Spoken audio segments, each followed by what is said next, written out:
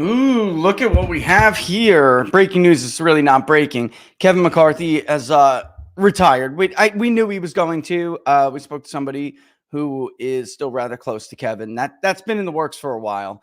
With that in mind, however, there is no doubt that the GOP, the Unit Party, will try to buy the 20th district and put somebody in who matches Kevin McCarthy as a clone of Kevin McCarthy. There are all sorts of other names that have been floated around already. One is there's really three names. One is straight up a Jessica Patterson bred California rhino, the kind of witch that tried to change the delegate rules to underhandedly screw Donald Trump out of like 50 to 70 delegates in the state of California during the primary. And of course, I'm talking about Fong.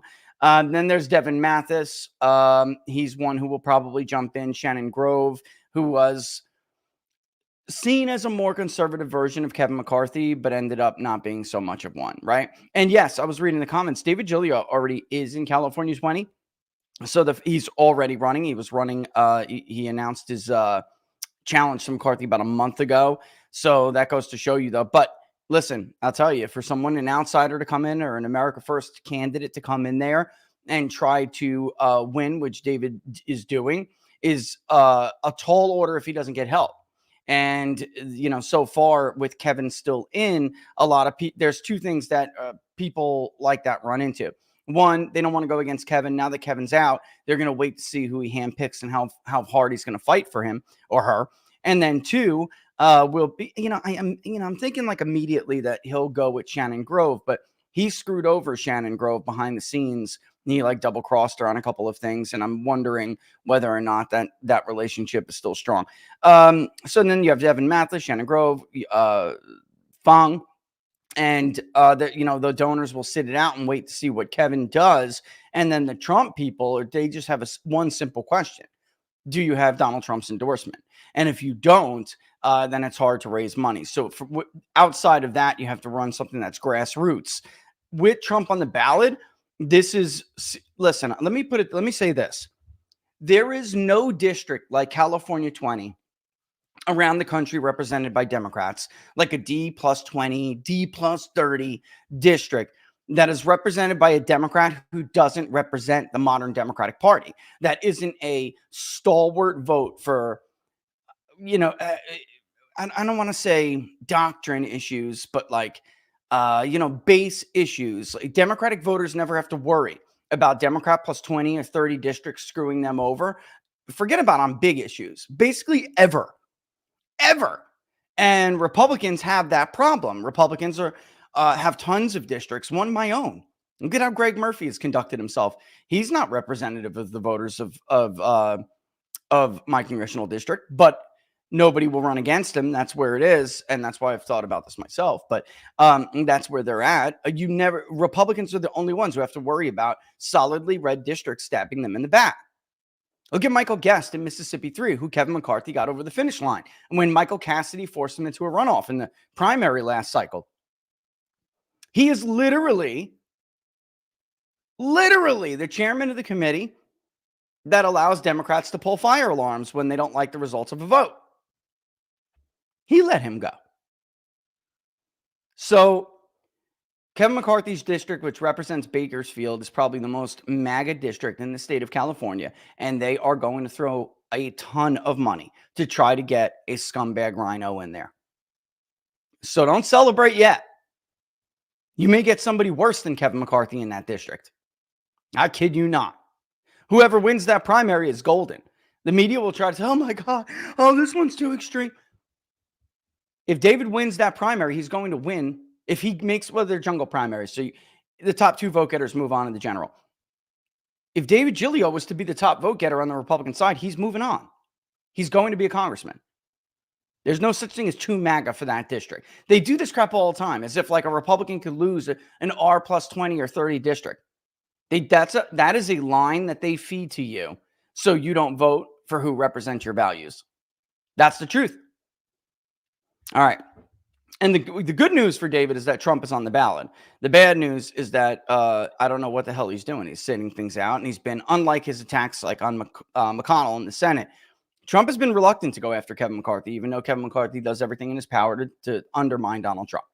Publicly, that's one thing, but he absolutely mocks him behind his back and tries to undermine him when he's not looking. Now, if you're Trump and you're trying to like play a certain game and, you don't want to cause a fight like he had with Paul Ryan in 15 and 16, maybe, but I thought he's been down this road already. It's not, I thought the former president's been down this road and knows the deal. So my point is, don't celebrate yet, because if you're a Republican and you can't stand Kevin McCarthy, because I'm telling you, this is only half the battle. I actually think, I don't know. I don't know whether or not it is a better opportunity to go against. I think it would have been harder to beat Kevin, straight up. If you're an America First candidate, I think it would have been harder to beat Kevin McCarthy if he was still running. These guys are all going to be people who have support of the state parties and the rhinos in the state party. But, we'll just have to see how it goes. All right. So we got a lot of stuff to get to. We're 40 days out from Iowa. Welcome to Inside the Numbers with the People's Pundit. That was a little bit of a monologue. I had to do it. If you like the videos, don't forget to like them, share them. All right. And on YouTube, of course, hit that notification bell. That'll let you know when we're going to go live. And you don't have to do that on Rumble. So when you're done signing up on YouTube, mosey yourselves on over to Rumble and make sure to like the video over there and subscribe. All of that really does help, and vice versa. But the best place, of course, to be watching this is on Locals, because you could be watching it on your Amazon Fire Stick right now. peoplespundit.locals.com. A lot of people have apps on YouTube too. But all right, I'm going to go ahead and try this out, folks, because I'm tired of Laura yelling at me during the show. All right. So I got these little packs, which Tim Pool, when I went to Tim Pool, his guys were like, man, try to go on that Zyn stuff. So here we are. I'm going to give that a shot. So if I'm talking a little funny during the show, that's what's going on. All right. I do want to go over a bunch of other polls as well, but I picked 2 articles, and I'm like waiting for stuff to come out this morning. I kind of know what's in the pipeline for the morning, and I'm waiting to see what's published and what's not. And I think I did. I picked 2. There are always these 50 days out from Iowa, 40 days out from Iowa, 30 days out from Iowa assessments. And I wanted some left-wing assessments, all right, so to go over today. And we do have some polls, that I'd like to review, but one is kind of long. It may take a little bit of some time to go over.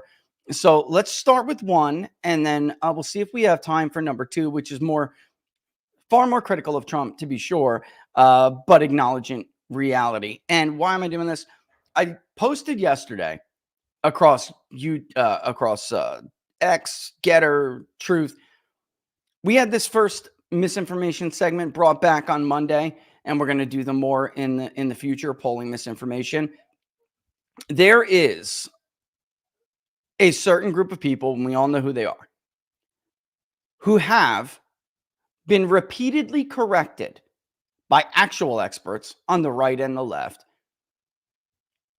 who spew this misinformation about, or they're false. They're just demonstrably false statements about polling and about empirical election data, right? And they've been corrected so many times, numerous times by numerous people of all stripes, yet they keep repeating these same falsehoods. So they're liars. My point was, that's not being ignorant. That's being a liar. So Tomi Lahren, for instance, all right, what she posted the other day.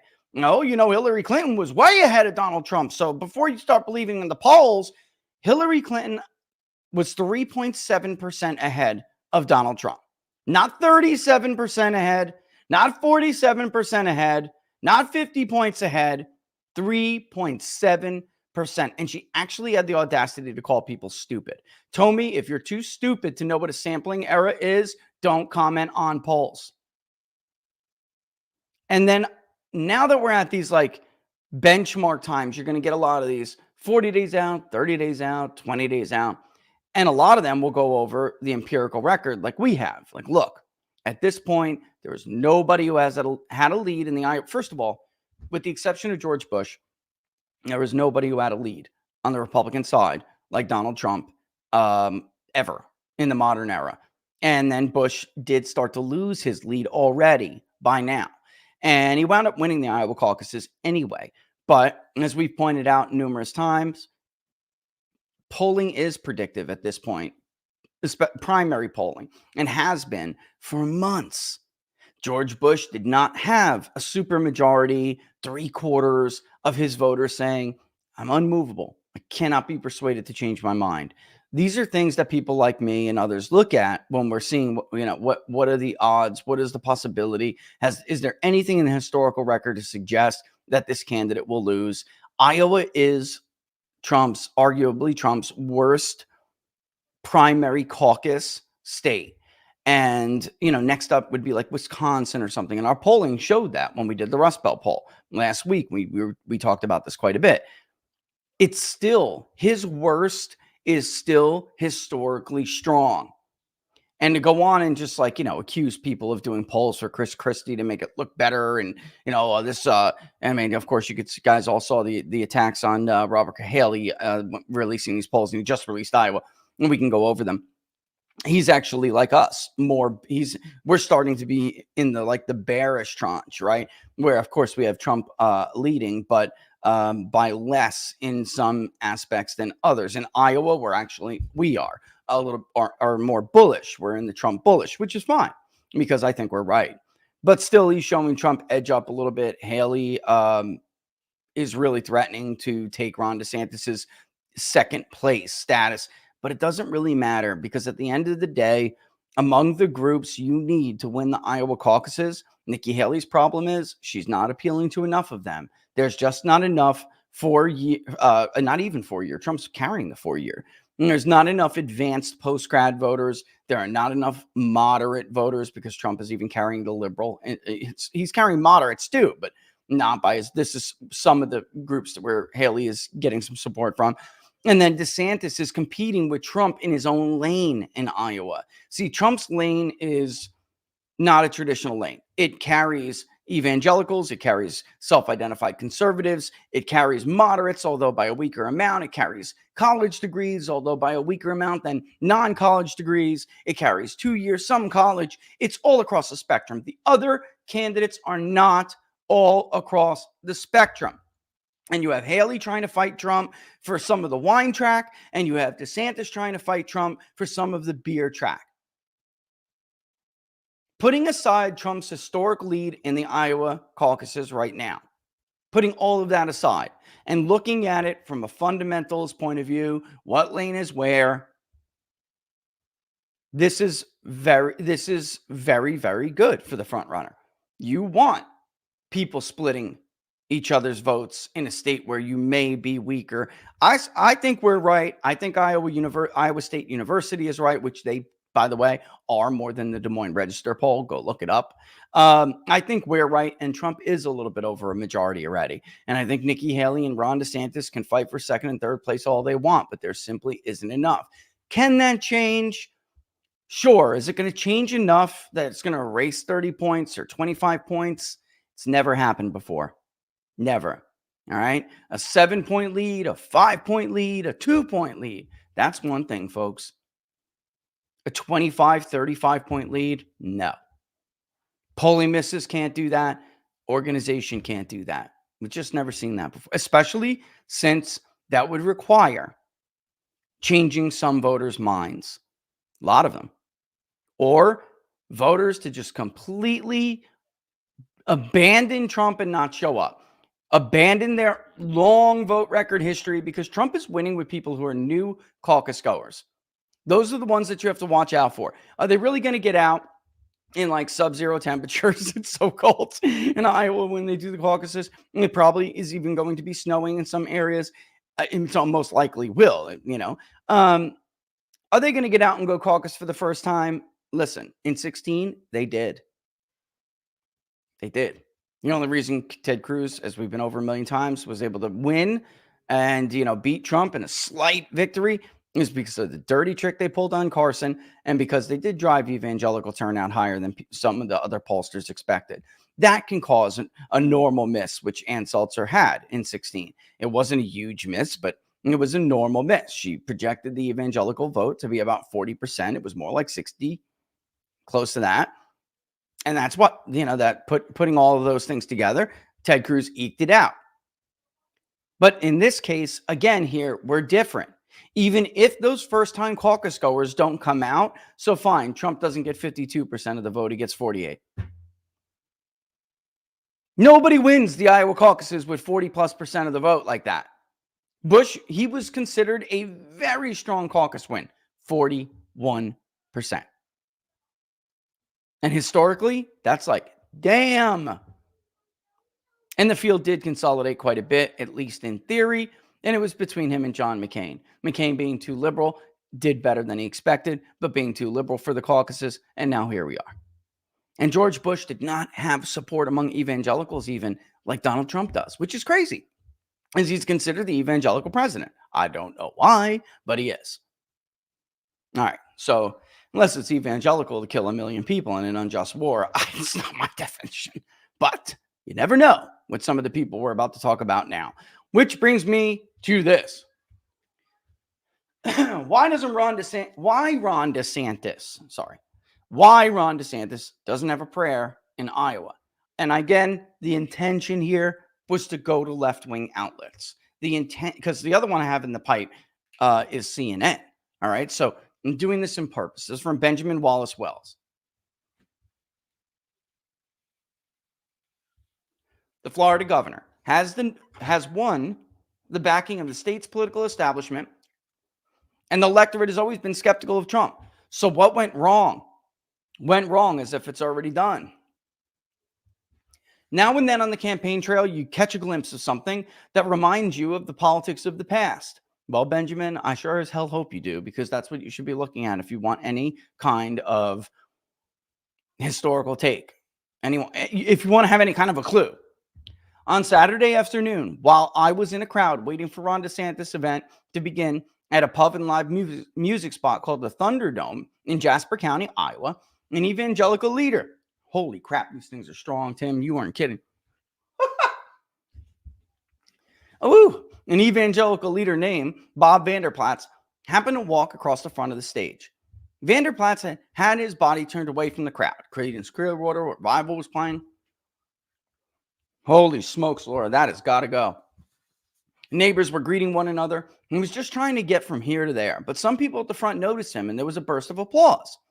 Vanderplatz is a silver-haired and schooner smooth, and he gave a confident little wave of acknowledgement as if he was sure that political power in the Republican Party still flows from the evangelical grassroots up, as if it were still 2004, and not, as has been the case most recently, from Donald Trump down. Here's the problem with that statement. Okay? Whether Benjamin agrees with that assessment or not, it is the assessment of Bob Vanderplatz and others like him. This is how they view politics, not only in the Republican Party, but the politics of the Iowa caucuses. It does still flow from the grassroots. You just don't represent them anymore. No matter how many times Bob Vanderplatz tried to say that evangelicals would turn on Donald Trump, for his endorsement, 100 and something plus evangelical pastors endorsed Donald Trump. Trump has always been able to one-up anyone, whether it's, and especially DeSantis or Haley, who comes out with something big, like, I'm getting the Vanderplatz endorsement. Okay, great. And I have 130 other evangelical pastors. Bob doesn't represent them. And we're 20, 30 points ahead with evangelicals. Bob clearly doesn't speak for them. But here, as Benjamin frames it, you can see that Bob Vanderplatz thinks that he's grassroots up and that he speaks for them. The truth is, he has always been top down grassroots, but he just doesn't represent them anymore. As people told the CBS News poll in the Iowa caucuses, I don't care what he says. Like 1 in 5 faith leaders barely, 1 in 5 evangelicals barely said that their vote will be determined by what their faith leader says. Vanderplatz had recently endorsed DeSantis, triggering a spiteful feud with Trump, who wrote on social media that Vanderplatz is, quote, more known for scamming candidates than he is for victory. What is he referring to? Listen, The Loomer story and others, $95,000. And by the way, pastors couldn't. We went over this a little bit on Monday and last week. It doesn't take $100,000 to get your name, in the literature, folks. All right. This is not the first time we've heard of things like this. It certainly happened during the Cruz campaign. Rick Santorum also was accused of basically buying Vander Platz's endorsement. This has been going on a long time. When it was Vander Platz's turn to take the mic on stage, he said, quote, "Donald Trump has been a friend of mine for well over a dozen years. It's getting harder." Really? Because he's been never Trump since the beginning. Since Donald Trump came down the escalator, he has been 100% never Trump. And this is a big problem that never Trump or anti-Trump has had. Voters aren't dumb. We're in the age of information. You've been tweeting support for DeSantis for months. Because you put together some stupid little event does not mean it's news. Everybody knew Kim Reynolds supported Ron DeSantis, which is why when everyone figured it out at the beginning of last quarter, her numbers tanked. She's now the most unpopular governor in the country. According to Morning Consult, it's even worse. If you look at Emerson and our polling, people aren't dumb. So when you are underhandedly supporting, one and opposing another, voters see it. They're not stupid. At this bit of a pointed understatement, the crowd cheered. Vander Plaats, who runs a political organization called the Family Leader, has never been an elected official. Not by his hand. He's tried numerous times. He loses. Even when he got a nomination, the Democrat crushed him. In his own state, in Iowa, a state Trump wins by 8 to 10 points, he freaking lost. And it wasn't really close. But he occupies a unique place in social conservative politics. He was billed by the campaign as Iowa Kingmaker. Barnes has addressed this very clearly. When you take a look at the landscape and then decide who you're going to ask for a donation to your organization in exchange for an endorsement, you're not a kingmaker. You're actually doing what a sports bettor does. Handicaps and picks the winner, which he has often been called. Right. Even when speaking about Trump, Vander Plaats was also giving a sermon on the theme of humility. Look who's talking. "I'm looking for someone who fears God," he said, "because the fear of God is the beginning of all. Thou shalt not bear false witness is in my book." Here he paused in the crowd in tone. "Wisdom," Vander Plaats went on. "In our great country right now, we need someone to fear God. We don't need someone to believe they are God." Oh my God. Lord help me. DeSantis is, it's like, I don't understand how these people don't understand they're losing. And largely, it's like Democrats, frankly. Adam Schiff, you see him the other day? Donald Trump is a projector.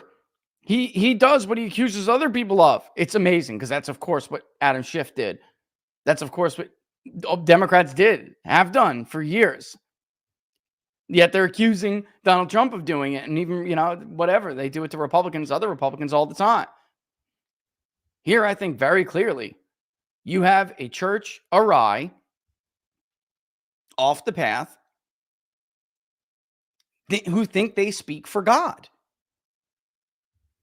DeSantis' task in Iowa has always seemed straightforward. He just had to beat Ted Cruz. In 2016, Cruz had campaigned the state relentlessly, drawing on its deep evangelical tradition, and had beaten Trump by 5 points.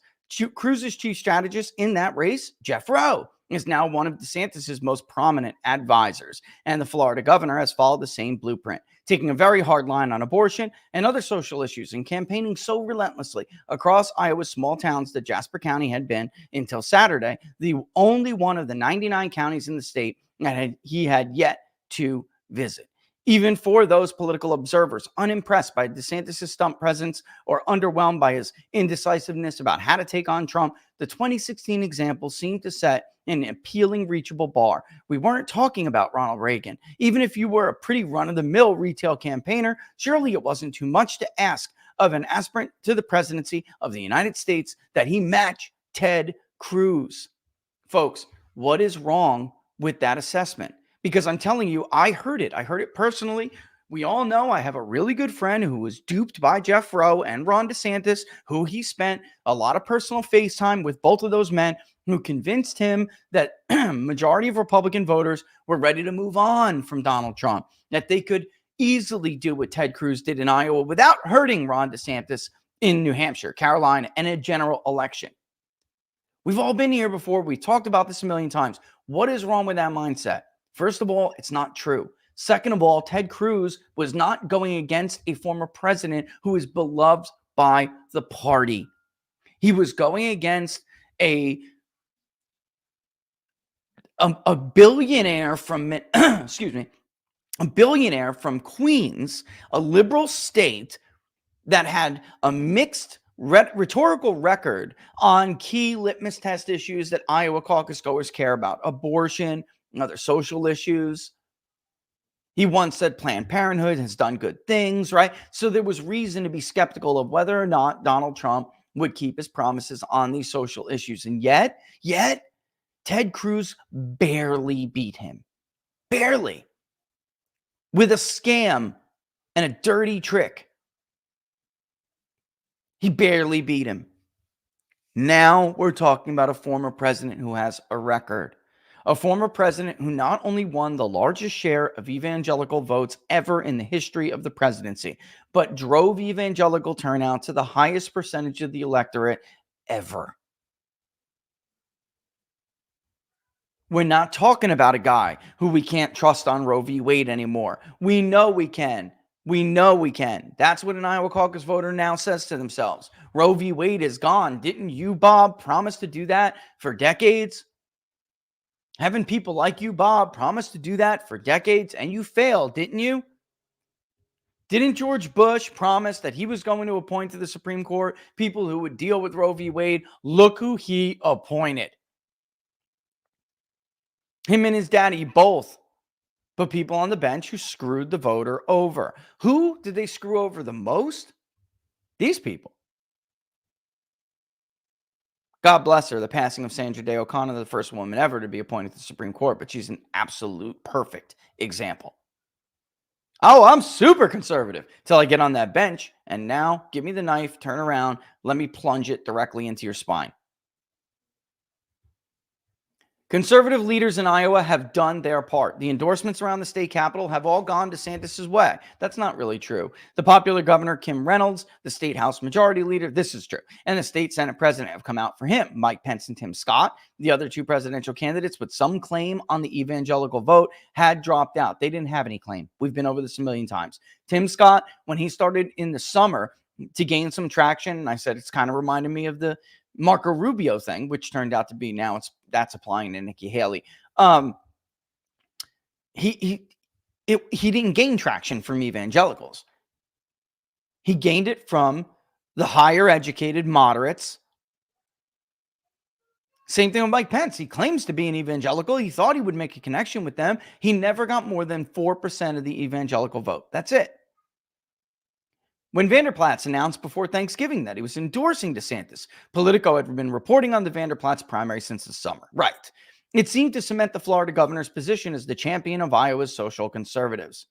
Those social conservatives had won big legislative margins in the 2022 midterms that had gone against Republicans in other states, and they had used their majority to pass a fetal heartbeat bill outlawing most abortions after around 6 weeks, which in effect comes close to an outright ban. DeSantis had signed a nearly identical bill in Florida, which will kill him in a general election and kill him in the rest of the primary states. That's just a fact. Trump has criticized these measures as too extreme. Truth be told, Trump has been, saying they would backfire on Republicans. So the true believers in Iowa had a substantive reason to turn away from the former president too. Here's the problem with that. Even Republicans in, like, the Iowa caucuses are not as conservative as they were in 2000. They're not as conservative as they were in 2012.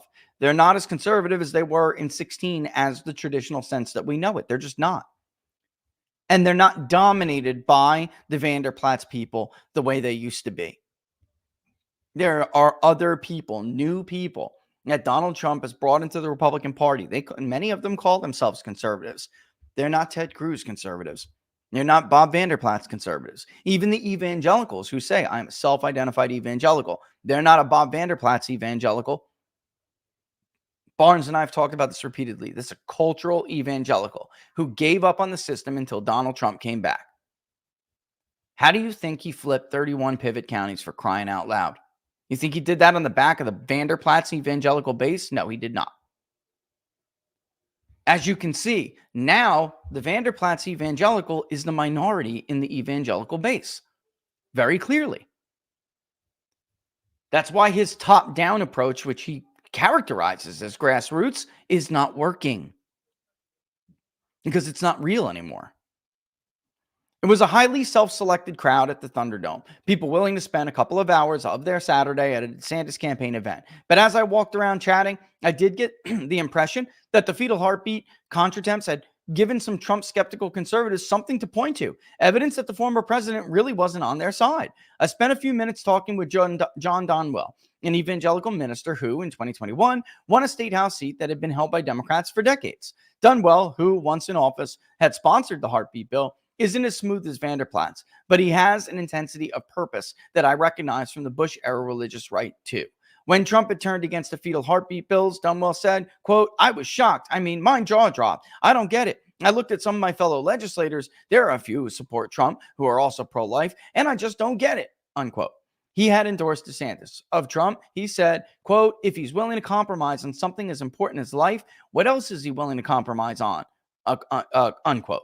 And again, Donald Trump, I meant to say this after that last paragraph. Donald Trump is running a general election campaign and has been for months. These guys are running a losing campaign, a losing primary campaign, a losing nomination campaign. A losing general election campaign. You can't overturn Roe v. Wade unless you get elected. The man who went around telling general election voters in Pennsylvania, in Michigan, hell, even in Wisconsin, where it could be a third, could be an evangelical, 25 to 33%. He ran around saying, yeah, I'm going to get rid of Roe v. Wade, but come on, let's not be too crazy now. He didn't scare people. What was the end result? He was elected to national office. He won the presidency, and Roe v. Wade is gone. Democrats do not run around going, we're going to kill a bunch of Jews once we have total control. We're going to cut your son's penis off. We're going to let boys get naked in front of your daughter in the locker room. How the wife of one of the special counsel prosecutors in the J6 case against Donald Trump just testified the other day. You know what, girls? You're going to have to learn to lose gracefully to men who think they're girls. They don't run on that crap. They don't win office by saying, we're going to ship your jobs overseas and your sons and daughters to die in a war against Russia. They don't make those claims when they're trying to get elected. That's why trust between the politician and the voter is so important. These guys are running like it's 04 still. That's why they can't win. The point of the Jasper County event had been to commemorate DeSantis' completing the, quote, full Grassley, unquote, as everyone seemed to have agreed to call it, in honor of the 90-year-old Iowa Senator Chuck Grassley, who has made it its practice to visit every single county each year. People said the phrase, the full Grassley, so much that you figured an intern backstage had organized a drinking game. You never know with that campaign. Highlighting this made sense from several points of view, including the character. Whatever else you might think of Ron DeSantis, he does not lack doggedness. The crowd was healthy, maybe 200 people. That's it. But more notably, it was mobbed with press who kept assertively asking voters questions they didn't really know the answer to, namely how they thought DeSantis could beat Trump. I know Jasper. People immediately say, well, that's a good crowd for Jasper. If Donald Trump went to Jasper, you would get Jasper people plus some, and the place would be packed. This setting also seemed to beckon a quality that DeSantis does very much lack, which is folksiness. And this is a real problem for him, man. This is not Florida, homie. You want to win the state of Michigan? You want to win the state of Wisconsin. You want to win the state of Pennsylvania. Hell, you even want to keep Georgia and Arizona. You better learn how to connect with people. And I'm not just talking about the white country clubbers like Bob Vanderplatz. You better know how to connect with average people. That's not something he knows how to do, and everyone freaking knows it. This is a weird dude, folks. Personally, a weird dude. The plan seemed to be that the candidate would reminisce about all the charming things he'd seen on the campaign trail and all the personal connections he'd made. On stage, DeSantis kept consulting a list of such visits, but he was short on detail and emotion, making it sound like he was narrating someone else's scrapbook, or possibly just reciting driving directions. Even Ted Cruz could sit there and shoot the shit with you. He's weird too, but he can shoot it. Quote, when we were in Auburn County, my kids and Casey and me went to this big, large bull statue, which I think is the largest bull statue in the entire world. And we got to get some good pictures with that, which was a lot of fun, DeSantis said. Casey, me, and the kids, when we visited Sac County, we saw the world's largest popcorn bowl. Quite a sight. On it went. We were in Chickasaw County. On some level, all of that is fine. No one comes to see Ron DeSantis for the charm. The theory of DeSantis' political persona has always been that Trump proved that what conservatives really want is just a fighter, someone who understands that the culture wars are constant and will consistently contest them. That had been part of the intent when DeSantis staged a series of media-friendly conflicts beginning in 2020, with Anthony Fauci over COVID, with Martha's Vineyard over migrants, with Disney over trans people, and with his own state's universities over race and gender. And see, this is something that brings up authenticity, because when Laura and I had a chance to ask about several of these things, you know what he told us? I'm not doing this for any particular reason. I don't do it with the headlines, right, Laura? I don't care about what the Washington Post writes about me. I'm only doing it because I know the people are on my side. But that really didn't turn out to be true, now did it?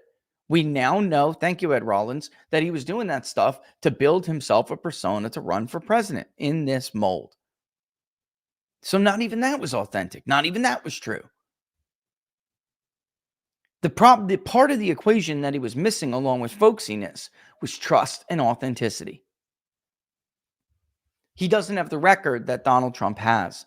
Despite all of the social media warriors, you are losing for a reason. So please do me a favor, get down, pucker up, and kiss my you-know-what. I've been right all along. You have been wrong all along. Nobody believes COVID. Why isn't those attacks on COVID work? Because they're not true. He was not an anti-COVID lockdown warrior. He stopped the BS before a lot of other people did. But I say this over and over again because I don't want you to allow a politician to take the credit from you. There are no heroes in the political class when it comes to COVID. The heroes of the heroes during the tyranny of COVID were average, everyday people. Doctors who risked losing their license. Intellectuals. Economists. Average workers, people who had businesses, who fought for their livelihoods. People Ron DeSantis fined and drove out of business. He's not alone. He's certainly not even the worst, but that is the truth. But in 2020, DeSantis has not only had to fight the culture war each day on Fox News, but explain why he would be a better choice than Trump. He has also generally been hesitant to criticize the former president, not anymore, even as he's just bad at it. Steve Hayes, we were going to say this the other day. Steve Hayes keeps saying this too. Like, even when he criticized Trump, it wasn't really criticism. That is Ron DeSantis attempting to criticize somebody. He's not good at it. Remember what happened when he tried to attack Andrew Gillum? He monkeyed it all up. Remember that? He's never been good at this, folks. Even as his debate and stump performances have been underwhelming and his polling has collapsed, he did a better job against Gavin Newsom than most people expected. You have to give that to him. Nationally and in Iowa, he is running about 30 points behind Trump and roughly even with Nikki Haley. Meanwhile, his campaign has concentrated more and more on its resources in Iowa, has fired several high-ranking officials, and is reportedly trying to pivot from television ads to a turnout operation. The social conservative play in Iowa is beginning to feel like his last real shot. It is his own. It is. And by the way, it's not even enough. I'm sorry, but it's true. What he has done to win Iowa has sealed his fate in other states. It's done. It's over. Bill Maher is right. James Carville is right. The people on the ABC panel we listened to on Monday were right. You cannot win New Hampshire like this. You can't win South Carolina like this. He has already sealed it, trying to run the cruise. Another problem with the mentality they brought up in the paragraph. What happened to Ted Cruz? He got his ass kicked everywhere else except for Wisconsin. He got creamed in the Rust Belt. John Kasich beat him out in several of those states. He was the last one standing. That's it, because of the calendar. He was able to carry his own state of Texas, whereas others were not. And that's why they were drummed out of the race first. Jeb Bush, Marco Rubio, Scott Walker. Scott didn't even make it to Iowa, but the others, they got beaten like drums in their own state, so they were forced out. Ted Cruz was literally the last guy standing simply because he was able to hold on in his own state. So my ears perked up when, in her introduction, his wife, Casey, said that each morning, along with his coffee, her husband puts on, quote, the full armor of God and the shield of faith, unquote. Oh my God. You know, there's this reporter, Peter Shores. He's Florida-based. He hates his crap. Why? Because, dude, these people don't even go to church. They don't have a prayer, they say. They're known for saying when he was sworn in as governor, he didn't even have his own Bible. He sent the staffer out at the very last minute to buy a generic Bible because he did not own a Bible. When most people are sworn into to office, if their faith is really a major part of who they are, it's important that the Bible that they are sworn in on, is a big deal. To them, it was like, go to the Dollar General and get me a pocketbook. So don't give me this crap. So, Peter's rough on DeSantis because he don't like him personally. But he is right about that stuff. And when you're not being authentic, people will sniff it out. Across the room, I could see Vanderplatz paying close attention. Would DeSantis deliver his own sermon? Instead, the governor talked through his memories of Iowa, then recited the high points from his tenure in Tallahassee, emphasizing his own relentlessness, and never talked about abortion once. Why take a radical position on reproductive rights, which will surely damage him if he gets to a general election? Thank you, Benjamin. And not mention it to an audience of Iowa evangelicals. You understand what Benjamin's asking here? Why on earth would you take these positions that you know are going to hurt you in a general? Hell, you know they're going to hurt you because I know Steve Cortez told him, don't sign that 6-week ban. Don't do it. And the reply, I got to win Iowa. I know he tried to sell it to me another way, but I know you're full of crap. I remember that conversation. We now know it was to win Iowa. Maybe he lied to you, bro, but we now know it was to position himself to win Iowa, to position himself as the Ted Cruz candidate, to pull the Cruz model, Cruz Crew 2.0. But why would you do that? Risking everything and then not tout it to an audience of 200 of the most socially conservative evangelicals in the state. DeSantis seemed basically unbudgeable. Eventually, he made his case against Trump. It was about efficiency or efficacy. I've been very frank with, my views on President Trump's campaign where he's campaigning on things that he promised to do in 2016 and didn't deliver, DeSantis said. And he's doing the same promises. Build the wall, drain the swamp, special counsel for Democrats. The problem is almost everything good that was done was reversed by Biden on day one. For those who want Trump beaten in the Republican primary, it is getting alarmingly late. DeSantis' supporters argue that he would win a general election, that Trump would lose. But each new poll that shows him trailing badly undermines that claim.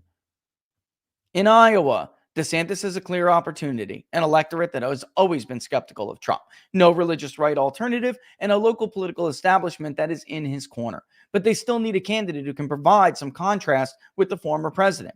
DeSantis' bus, parked outside the event, was emblazoned with the slogan, "Fight, Win, Lead." Like his campaign, DeSantis has internalized the notion that what voters want is someone who will fight just as hard on their behalf as Trump.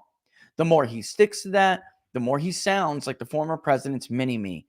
Maybe that's the problem. Why would you drink Bud Light if you can have a Bud? Right? And I hate Bud, personally. Can't stand either one of them. Why would you drink a $10 bottle of shit champagne from the corner gas station when you could go to a liquor store and get Cristal?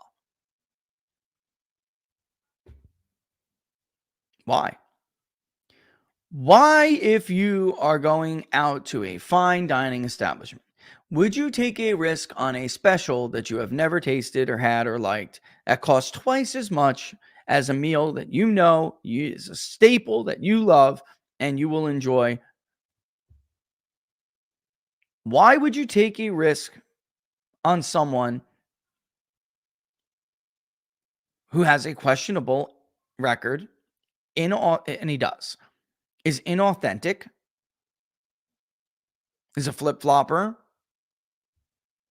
someone who, if they betray the people who made them who they are, why would they not betray the voter? And right? Why would they take all of these risks when they could just have the real thing, something that's tested and proven? That's the way the Republican electorate began to think months ago. Months ago. I just don't see it. Benjamin wrote a great article. Now let's go to one where it's a little bit more skeptical of Trump, because let's be fair here, but let's also examine the arguments. All right. Boom. Boom, boom. Whoops.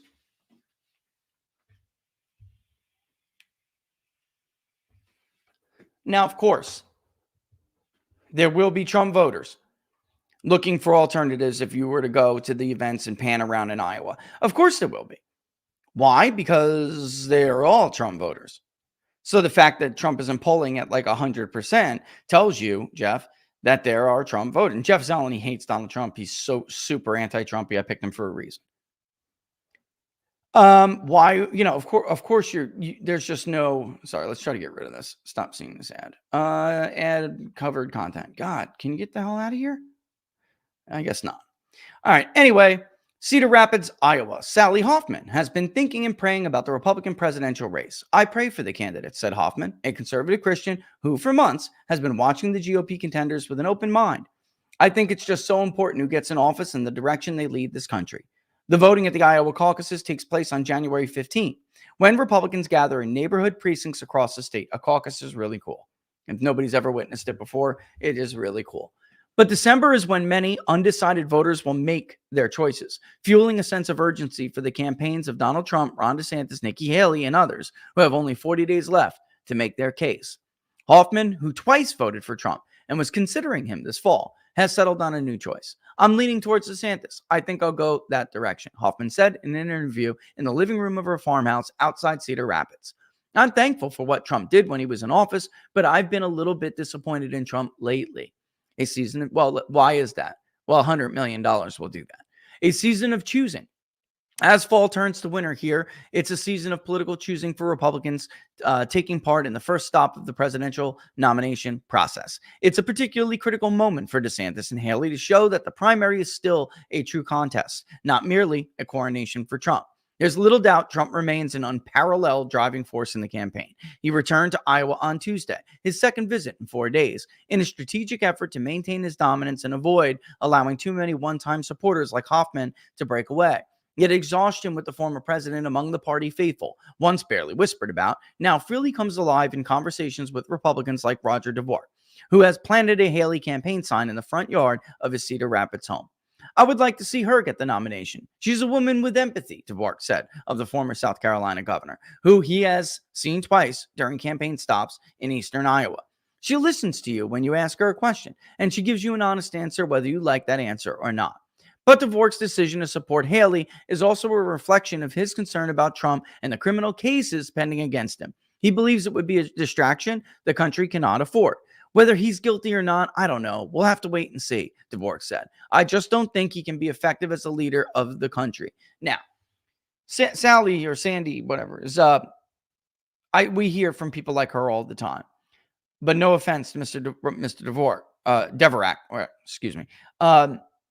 This is not something we hear a lot of, right? So again, most Republicans don't see it as, oh, well, I don't know if he's guilty or not. Well, let's have to see. They see it as, this is why social issues aren't playing as big of a role. And even if they were, it just would make it a closer race, but it wouldn't make anyone else a favorite because Trump still leads with people who say that social issues are their number one voting issue, who they're going to support at the caucus.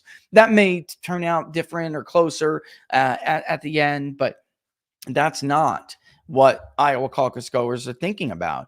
People like Mr. Devorak are pretty much, they're way down there as a minority. Most Republicans see this as a what's the word Democrats always use that actually really it's true in this case.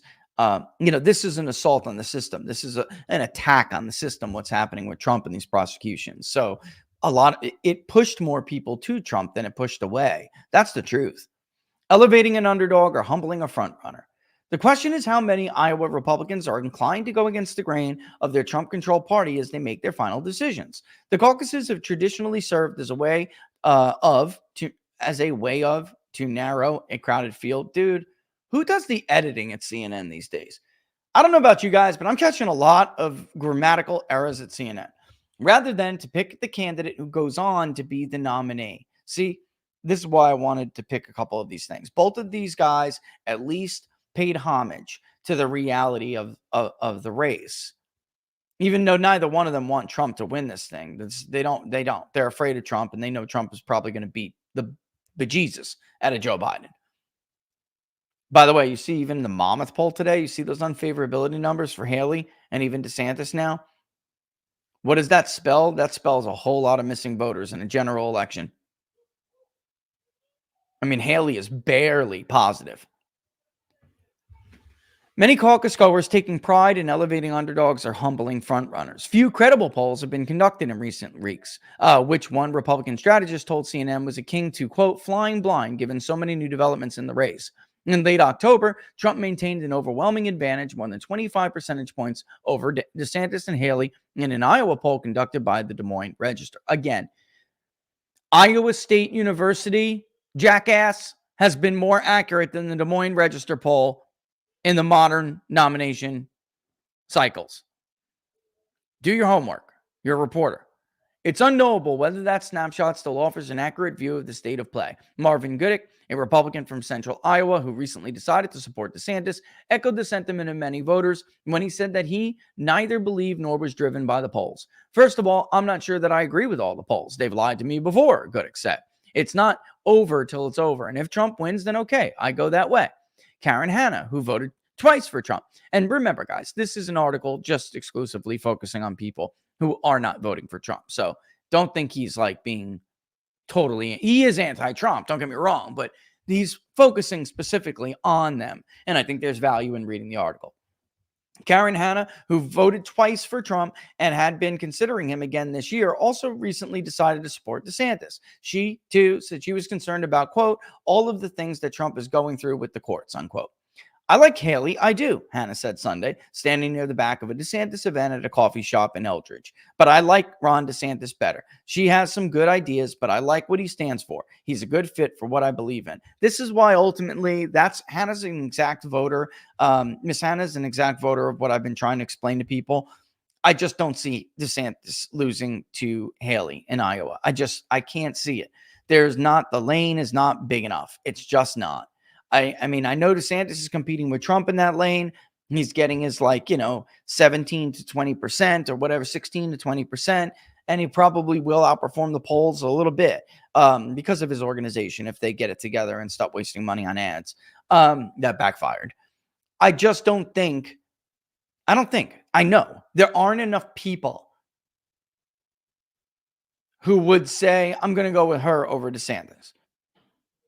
He has positioned himself as the more conservative breed. You have her making comments like, I want to, I want to ban anonymity on social media. I want the law to stay out of whether or not Democrats can chop your kids, wee off before they're 18. Like, this is crazy. That stuff is not going to fly in Iowa.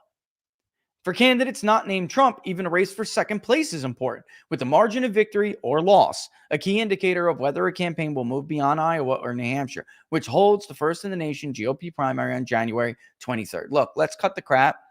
If Donald Trump wins Iowa, it doesn't matter if it's by a point or if it's by 20 points. The race is over. Nobody's going to beat him anywhere else. Hoffman, and you'll get a bunch of media negative headlines that will try to give momentum to Haley. They're going to abandon DeSantis because he just can't win those other states, and they know that. So they'll try to prop her up like she did so much better and he did so much worse than expected. It still won't matter.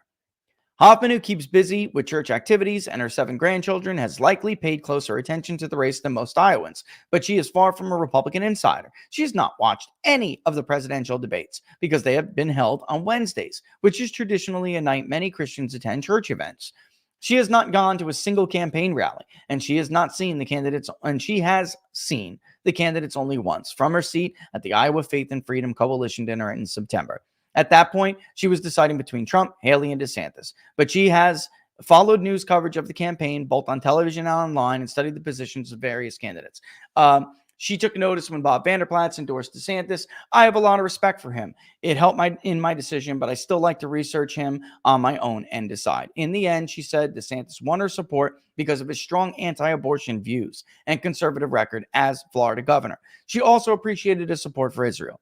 Feelings towards Trump, she said, are complicated among her conservative friends. Quote, I have conservative friends who are still Trump supporters, but I also have some friends that are very disappointed in Trump. They don't necessarily think he's the man of integrity that they would like to see as president. I agree with some of those thoughts. The more I looked at Trump, the more I just really got discouraged by him.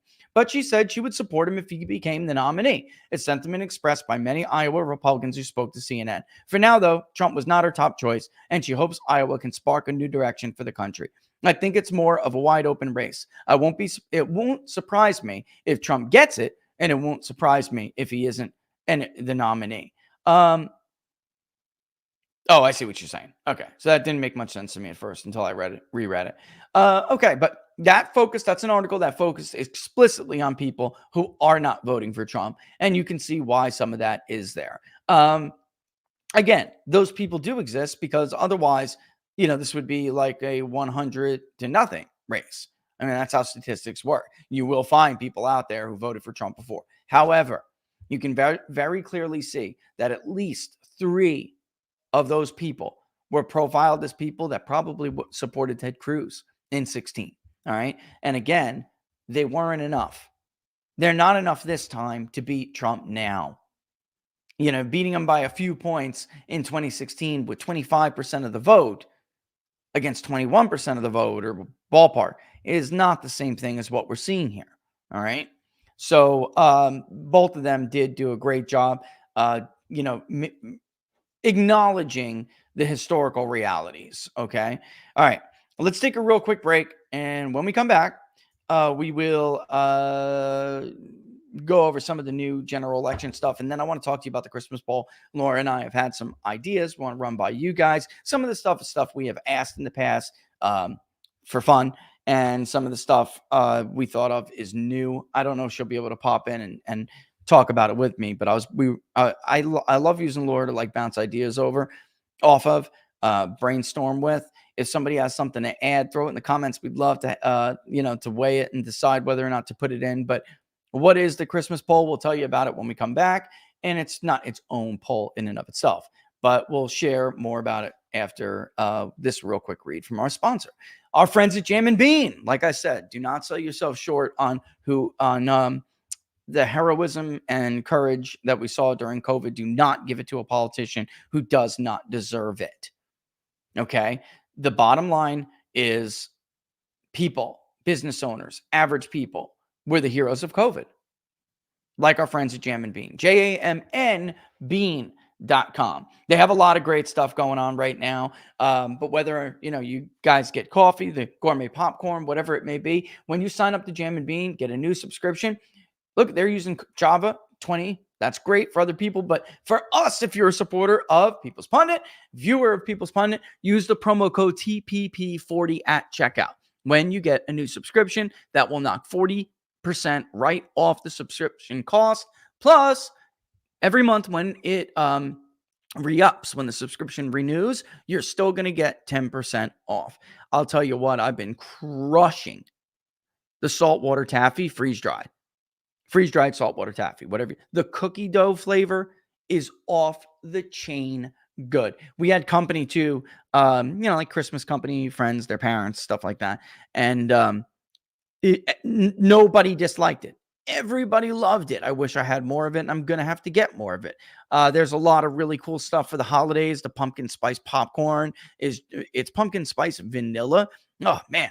I could go on and on. You guys know how much I love their gourmet popcorn. And if you're a tea person, I haven't sampled a single tea from Jam and Bean that I haven't loved. The last time I was sick, Laura made me a cup of Jam and Bean's tea, and that's it in the green bags right there. It was so good, but it also really cleared me up. Everything is natural at Jam and Bean. There's no crap in the ingredients in gourmet popcorn. It's a lot more affordable than some of these other bougie gourmet popcorn companies. And frankly, I like them better. All right. And they have maple syrup, being that they are from Michigan, the battleground state of Michigan. They have their own Michigan maple syrup as opposed to Vermont. And until I met Jam and Bean, I actually did not know that. All right. But these guys are fantastic. Like I said, good old patriots. And they also happen to be incredibly amazing at what they do. Coffee roasting is an art, and they are artists. Jamandbean.com, promo code TPP40. TPP40.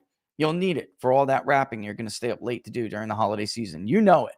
And like I said, that knocks 40% off the jump. But then when the subscription renews, it will still give you 10% off every time. Jamandbean.com, promo code TPP40. All right. Great gift for the holidays, by the way. They got a lot of cool little gift bags and gift arrangements. And I'll tell you what, you get one of them for a friend or family member, they're going to love you to death. Those are so good. All right. I do want to talk about the Christmas poll here, but we probably should run over real quick the last of a couple of polls. Because it looks a lot like our poll from the Rust Belt poll, I want to put this up first. So this poll badly understated Donald Trump and overstated Joe Biden in 2020. What I took note of with this poll is that they did what we do. Ask the real ballot. In states like Arizona and Georgia, it was a little weird to me because Robert Kennedy is not getting on the ballot. We'll ask when we do those states, but we are going to also simply do the head-to-head. In Georgia, it will be Trump v. Biden. I don't know. Would not vote. That's it. And then Trump v. Biden. I don't know. Would not vote. And then maybe you also add the libertarian candidate or generic someone else. It is incredibly difficult for an independent candidate to get on the ballot in Georgia. In Arizona too, but even in Georgia is where independent presidential candidates go to die. The last independent to get on the ballot in the state of Georgia was Ross Perot. It is difficult. It will even be difficult for some of the libertarians states to get ballot access for libertarians in some of these states because of how badly Joe Jorgensen had performed.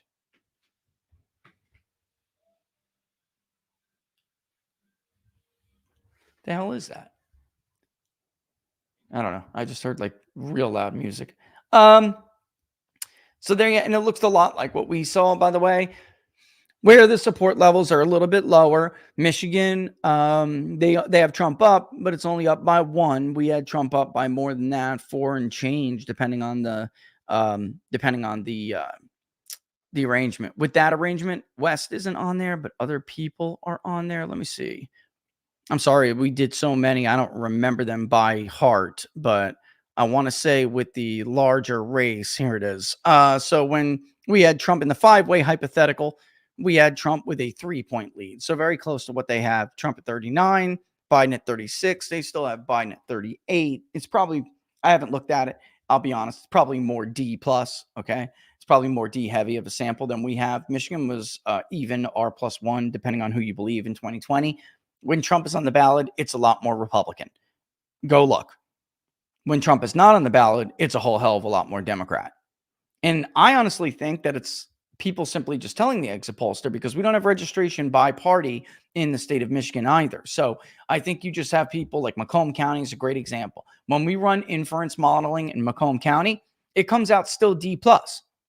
Yet Trump wins Macomb County by such a, the home of the Reagan Democrat, he wins it by a significant amount. I have a sneaking suspicion when people go to the polls and vote against Tudor Dixon and vote for Gretchen Whitmer in Macomb County, they may call themselves still certain people, certain white working class. They may call themselves a Democrat to the exit pollster. However, when Donald Trump is on the ballot and they go to vote for him over Joe Biden, they call themselves a Republican. And I think that's part of what's at play there because they're just such large disparities. All right. There's just so many more Republicans in the electorate when Trump is on the ballot in Michigan. North Carolina, I'm telling you, at this point, is not a battleground state. It is much more like Florida when it comes to the presidential level. In the last poll we did in North Carolina for 2022, we had Ted Budd up by 4. We had Donald Trump up by 11. Ted Budd won by 4 or 3.7. And that electorate would have voted for Trump by 11 points. He won it by about 4 in 2016. He won it by a whole lot less in 2020. That state has swung like 10 friggin' points. Pennsylvania, 44 to 37. We had a 4-point lead in Pennsylvania, depending on the hypothetical, 3 to 4 points. All right. And then, going on, keeping going. You can see where it's at. Arizona, Trump plus 7, although Trump is rather low. We have other polls in Arizona, though, that show, that there are some significant movements. We have 2 general election polls that I do want to talk about. I think I told you we're going to see some really, really crappy weighting tactics from some of these other pollsters. Florida, not a battleground state. Trump plus 10. We had Trump plus 8. Georgia, Trump plus 10. We had Trump plus 8. So very, very close.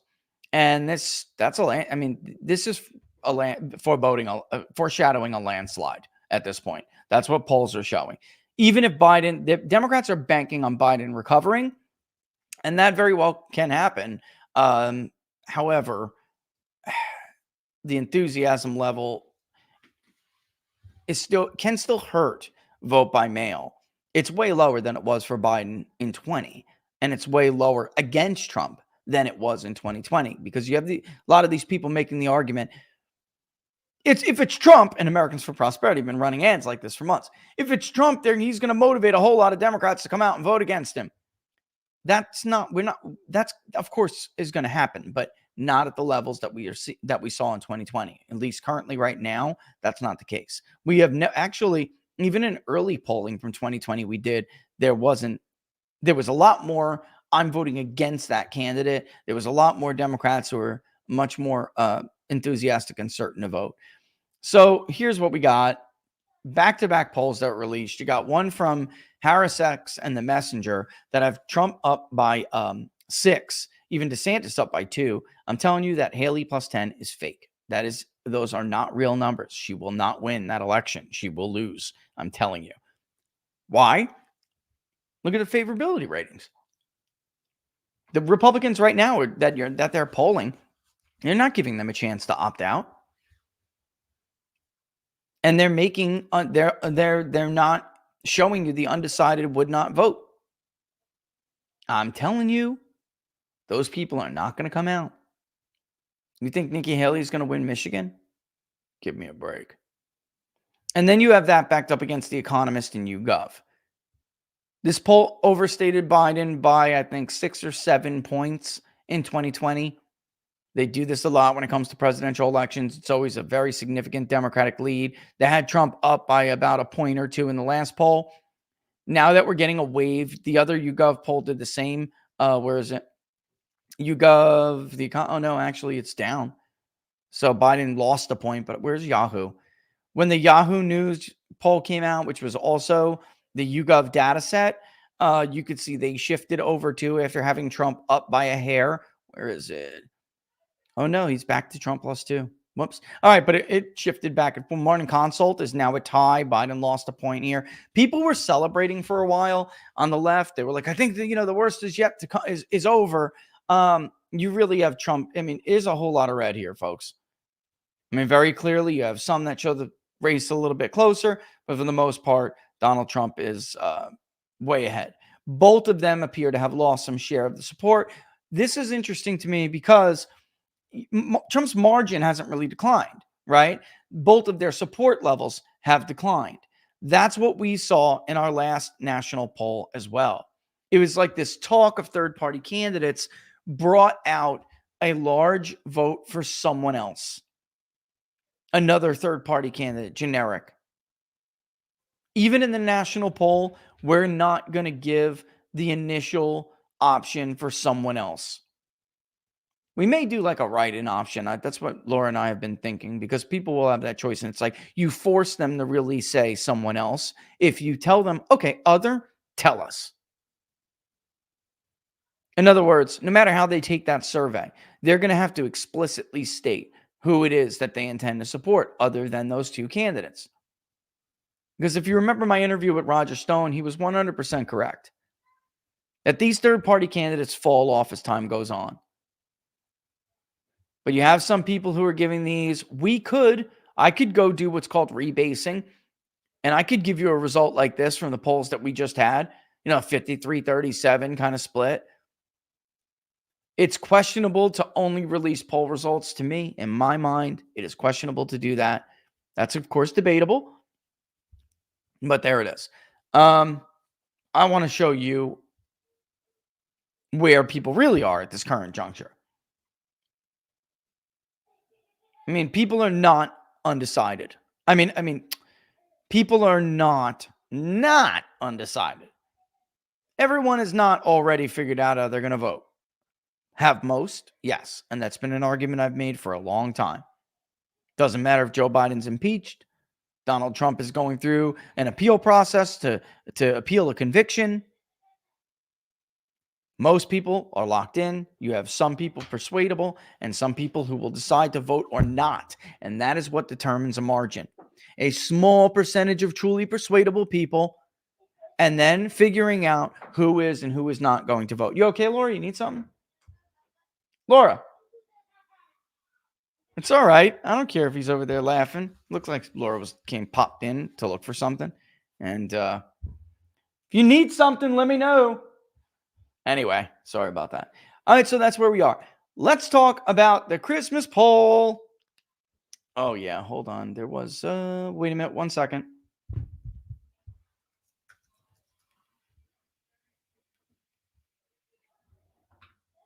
What do we got here? Yeah, I actually think that, oh, man, he shouldn't have to do that. Just to show you guys, I'll give you guys somebody had brought up, hey, did you see the new poll from Trafalgar in Iowa? Of course, I did, and I'll show it to you if you'd like. You're right over there, Laura? Yeah. What's the deal? Trying to fix decorations. Oh, take that. If you take that garland off, I'll move the thing higher. All right. Okay. Yeah, we took the. Oh, you're gonna remove that ribbon too? Okay. Cool. We have this like. Oh, you did? You put the bows out? Don't do anything crazy. Leave the crazy, stupid stuff for me. If I fall, that's all right. But the kids need a mother. No promises. Kids need a mother and a father. There's no doubt about it. But don't do anything stupid. I'm not kidding, Laura. I'm not kidding. She's been doing some stuff that is not normally what she does, because last year I fell, and I fell bad. I was trying to get the peak of the house, and you ever see those giant ladders, Little Giants from Lowe's? I extended that puppy all the way up. We have stone on the front face of the garage. So I'm like, I'm going to lean this against the stone to get to the peak. It was real wobbly. And the stone, the joints, it wasn't in the joint. So when I went to lean and reach up a little bit to the right to get to the right side of the peak and start coming down, it, like, the front part of the ladder scooted into one of the joints of the rock, and I slipped, and the good news is I rolled down the ladder, and it was still like on this wasn't a 45-degree angle. It was bad. It was more like probably a 70-degree angle. And so it broke some of my fall, but it was bad. And then, because I was frazzled and messed up and hurting and not able to move correctly, I go up to the attic to get more stuff out of the attic. And I'm like moving stuff, got to shift stuff here, shift stuff there. And I step back right out of the exit.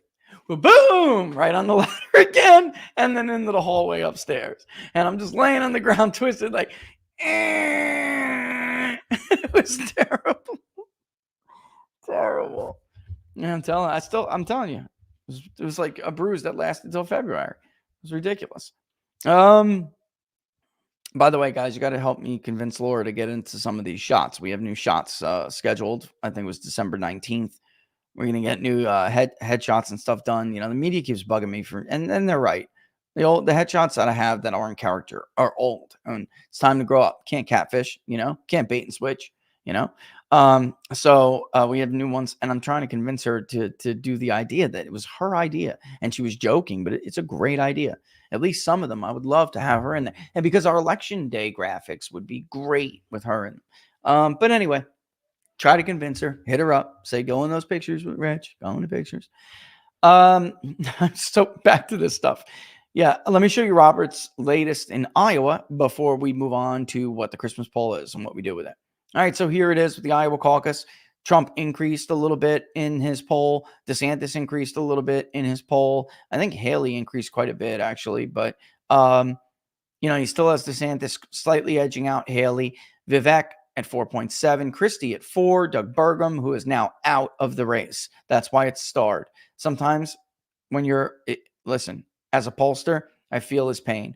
Man, it pisses me off when I start polling and then somebody drops out. Doug Burgum is out. Asa Hutchinson is in, but at this point, he's only at 1.3. It's a matter of time with him as well. And then now only 1.5% are undecided. That's it. DeSantis and Haley aren't going anywhere. What do you think happens if Vivek gets out of the race? Doug Burgum's vote in the second choice in our polling was a Trump vote. It was like 42% Trump or something. And the rest got split between others. That'd be another point. Asa Hutchinson's an anti-Trump vote. There's no doubt about it. Chris Christie's an anti-Trump vote. Vivek is not. Most of Ron DeSantis' vote, if he loses support, is a Trump vote. Or not most anymore, but still a chunk of it is. So even if you combine them, it's hard to keep him from hitting a majority. Even in a head-to-head in his worst state, it's really hard. 5 points away from 50 in this poll, we have him slightly above. Why? I can't tell you. If he was here, I'd ask him. I don't know what share of the electorate is evangelical. I don't know what share of the electorate is self-identified conservatives. I don't know what share comes from Cedar Rapids, from Sioux, from, whatever, from Des Moines. We'll just have to see. I think Nikki Haley's going to do better in some of those suburbs than people expect. She may even edge out Ron DeSantis in some of those burbs.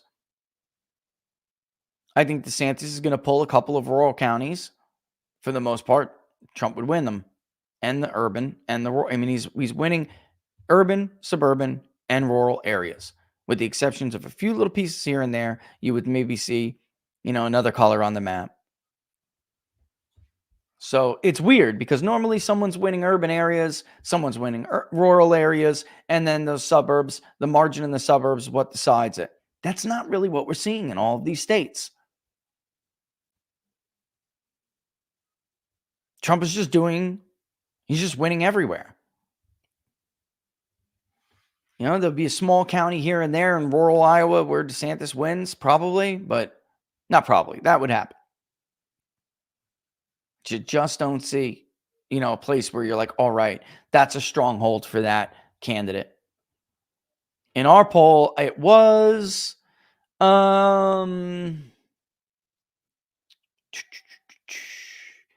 where was it? It was, there was one, this is Iowa. I'm looking at it right now. There was one region that was a little bit more favorable to Ron DeSantis. But, overall, here we go. Trump led in every region, including the eastern cities, 53.4. That include Dubuque, Davenport, Cedar Rapids, and Iowa City. The Des Moines area was still 20 points in favor to the front runner, but DeSantis was at 22.1% in the Des Moines area. That was where he did better. The remainder of the state overwhelmingly backed Trump over DeSantis, 53.3 to 15.7. So honestly, all of this is kind of within the sampling era. We were just a little bit more bullish on Trump in our poll. We had it 51 to 17 to 13. Right. So, that's closer to, again, Iowa State. And I think I feel good about ours. Now, they're going to outperform those numbers. They're going to get higher than that because people are going to decide. And I do think there's something to be said for organization in Iowa. There's no doubt about it. I just don't see there's just a way to surpass them. 30 points. Even in his poll, you're talking about a what? 20. Let me go back and look. I wasn't paying really. 23-point lead. That is not organization. That is not sampling error. That is a big friggin' lead. All right. Moving on. Let's talk about the Christmas poll, shall we? All right. So let me even bring it up here. I'll even do it with you. We have time. It's 1:30. 1:30. I'm going to go in. I'm going to duplicate. We'll do it together. I'll duplicate the last national poll that we did. And I'll start with the phone component, I think. Hold on. Nah, I'll start with the other one. All right, let's duplicate this, copy it. And we'll do the online, which if you get a text message, what would you like to name it? Okay, yeah. If you get it, what is this? December 6th? Okay. Let's just call it 1223. I always I'll put national poll 1223, just easier for me to search it when I go back and look at our archive results. So let's just call it that, national poll 1223, and let's build it out. So I have some ideas for the Christmas poll. There will be a screen in the beginning of the survey that will ask people whether or not they celebrate Christmas, all right? Or what holiday do you celebrate? Do you celebrate Christmas, Hanukkah, right? There's several of them, obviously. And then from there, that answer will determine whether or not they get a series of other questions. Well, it's funny because we had a follow-up. Normally we say which ones do you, for instance, stupid thing. Which do you prefer? A real tree or a fake Christmas tree, right? And this year I said, I thought fake tree was a little bit high, So Laura and I were talking about it and we were thinking, what if we ask people the normal question about what do they prefer? Do they prefer fake trees or real trees? And then ask people which one they got. Because some people do prefer real trees, but bought fake trees. And the last time we asked this, well, I wouldn't say the first year we were here and asked this, there was a tree shortage. So I'm like, man, it's a lot of fake trees. That's a lot of votes this year for fake trees. Oh, there you have it. And we did do the Scrooge, the Christmas Carol question. We may do that again. But we were thinking about, like I did for Halloween, which was like a theme. And it was just like a little for what's in for and giggles on social media, but I really want to do it at things like this. So if you have suggestions, we'd love to hear them. If you contribute to the public polling project, if you want to leave a suggestion, okay, hold on, let me go to, okay, hold on, let me show you. Let me stop sharing. Well, you didn't see it yet, but I was showing you the questionnaire part. So when you go to contribute to the public polling project, there's a spot, and just put in the national poll. I know what we had said, unless Peach State poll, it was fun, but basically this crowdfund campaign has been, it's supposed to be for one poll. We already did the fall 2023 poll. So I'm going to probably put in parentheses, because some people are getting confused. I'm going to probably put in parentheses, Rust Belt plus, plus winter or Christmas or whatever. And we'll just look, Laura and I just put a lot behind it. So we understand times are tough and things are what they are. So we just supplemented the national poll, and then the Rust Belt poll. The rest of this was supposed to fund, but it is what it is. So if you want to contribute to what we're talking about now, just do it in the national poll. I'll update it later and put also, etc. All right, but notice people give comments here. All right. So there's thank you, Corey, by the way. You're welcome. If it wasn't for you, we wouldn't be here. All right. So notice you can, even if you're anonymous, I'm trying to find an example. Even if you leave an anonymous contribution, you can still put a comment there. So see somebody put for a Peach Day poll, and if I click here, I can see exactly what I read them obviously on the back end. But even if you're anonymous, you can still make a comment. And I'm not seeing one because there just aren't that many anonymouses.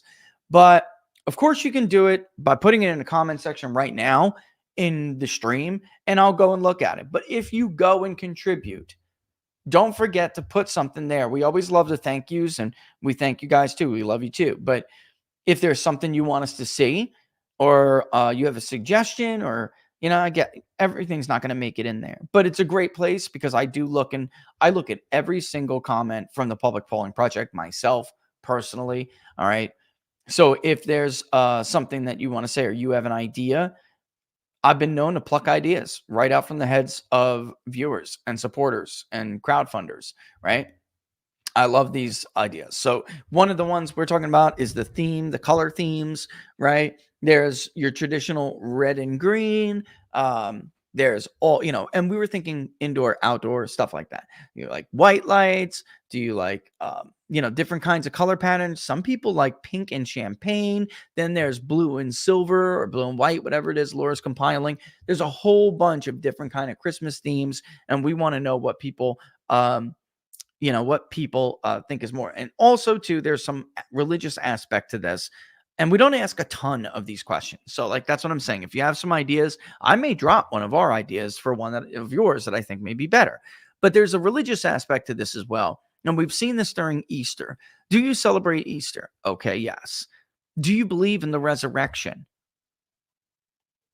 You'd be surprised how many people say they celebrate Easter but don't believe in the resurrection, and vice versa. So in this case, do you celebrate Christmas? Yes. Is it more to celebrate the birth of Christ? Or, for lack of a better word at the moment, for commercial reasons? Is it a more of just tradition? And that's actually how I'm going to say it. Tradition, winter tradition, festivities, or is it that you're doing it to celebrate the birth of Christ? And people be like, Rich, what the hell are you talking about? Christmas is about the birth of Christ. I know there's always somebody who says that. It is, but a lot of people celebrate Christmas, and it doesn't have a lot to do with Christ at all in their mind. So we want to hear ideas like that. So if you got some, I can go back and review. See, Nick, you prefer real trees, but you have a fake tree because you live in Florida and real trees are freaking ridiculous, especially on a personal lot. Nick, if you go to Lowe's or something, or Home Depot at the right time, you can get a pretty decent price on a real tree, but they just sell out so quick, and you're just going to get a Fraser fir. That's all once in a while, and I know because I did 15 years in Florida, once in a while, you can get a balsam fir. For 1 or 2 Christmases, we were able to find balsam firs. I busted the managers, you know what, for weeks at Lowe's in Gainesville. One of the Lowe's, because there's 2. One of the Lowe's in Gainesville, I just kept bugging them, when the tree's coming in, when the tree's coming in. And then I would go and he'd let me get, literally, the truck's still there, and he'd let me go through and see. And I'm like, what do you got? What do you got? I'm telling you, buddy. I'm telling you. It's true. But there's some balsams, maybe somewhere you can find, like, once in a while, a Scotch pine or something. Um, but it is what it is. Yeah. Jonathan said, I remember in the 80s and 90s when they had so many trees that they couldn't even sell them all. No kidding, Jonathan. And remember the variety? And maybe it's where you come from, but I come from New York and I lived in Jersey for many years. But still, a Scotch pine is like native in Ohio, for instance, right? But I would go to a Christmas tree lot and my grandmother would be like, what do they got? And this is what I want. And they would have blue spruces, noble firs, Fraser firs, balsam firs, Douglas firs. Did I already say that? They would, in New York, right, Jonathan? Absolutely. And Jonathan, remember where you could go and cut whatever you wanted? They would, if it was, something they could grow in New York, it was native, but the lots would, like, I don't know, maybe they would trade them with other people or get other, trees from other farmers, but they had everything. We loved nobles if we could get our hands on them. My grandmother, I remember, God rest her soul, she was the queen of Christmas. I miss her so much. I really do. She was the queen of Christmas. She loved spruces, blue spruces, because of the shade of that needle and because she had ornaments that were kind of big and she liked to hang. She needed something stronger and something that was spaced and had more room. I understand her pain now because I have the Biltmore collection of ornaments, or I've been buying a little out of every year. Rome wasn't built in a day, folks. If you save and budget, you can have nice stuff too. You just can't always have it all at once. And that was always Laura and I's mentality. For instance, we just got 8 more ornaments this year because they added something. Anyway, we have these finials, and some of them in the Biltmore collection are huge. So I understand grandma's pain now. So I have a spruce. But yeah, we took it all for granted, Jonathan. We did, because I remember the Queen of Christmas. She'd say, "What's there, Richie?" to my dad. "What's there?" And there was everything. Everything, man.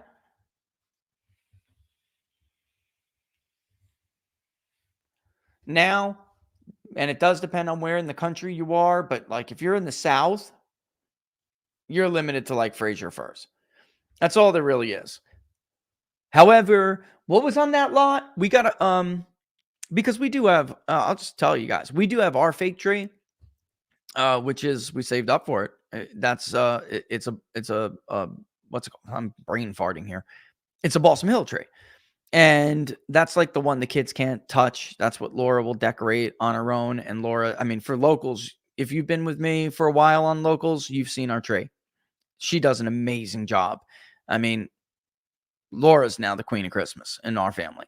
And anyway, we also get a real tree and put it in another room for the kids. They get to decorate that. And we don't get a huge one for the kids. We have like probably a little 6-footer or something, a little 5. They said it was 6 or 7 feet, but to me it looks smaller. But it was in like the 6 to 7 category.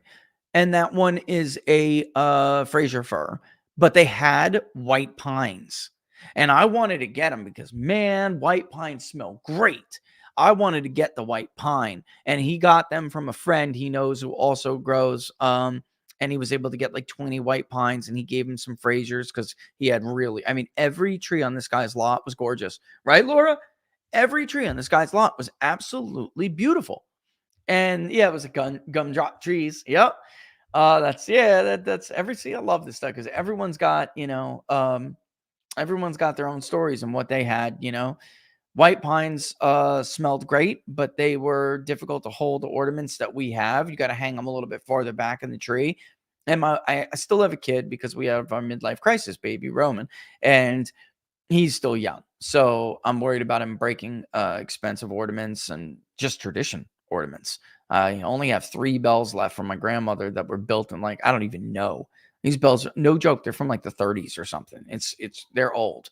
And my son, my oldest, when he was little and running around, we didn't have a whole lot of stuff. So he broke a bunch of them. You get mesmerized. You can't get mad at the kid. You tell him to keep their hands off, but he's looking at the Christmas magic. I remember looking at the bells the same way he did. You can't help yourself. The difference is my grandmother was smart. Well, she was better off than us at that time as well. But she hated it, but she would put the tree somewhere where there was carpet. So if something fell off the tree, it wasn't the end of it. Well, Laura and I, especially in Florida, largely lived in places where there was tile. That's Florida. Tile, tile, tile, right? And the kid, you could just see him like, whoa, staring at the lights like, bing, psh, ah, Nico, Yeah, but right?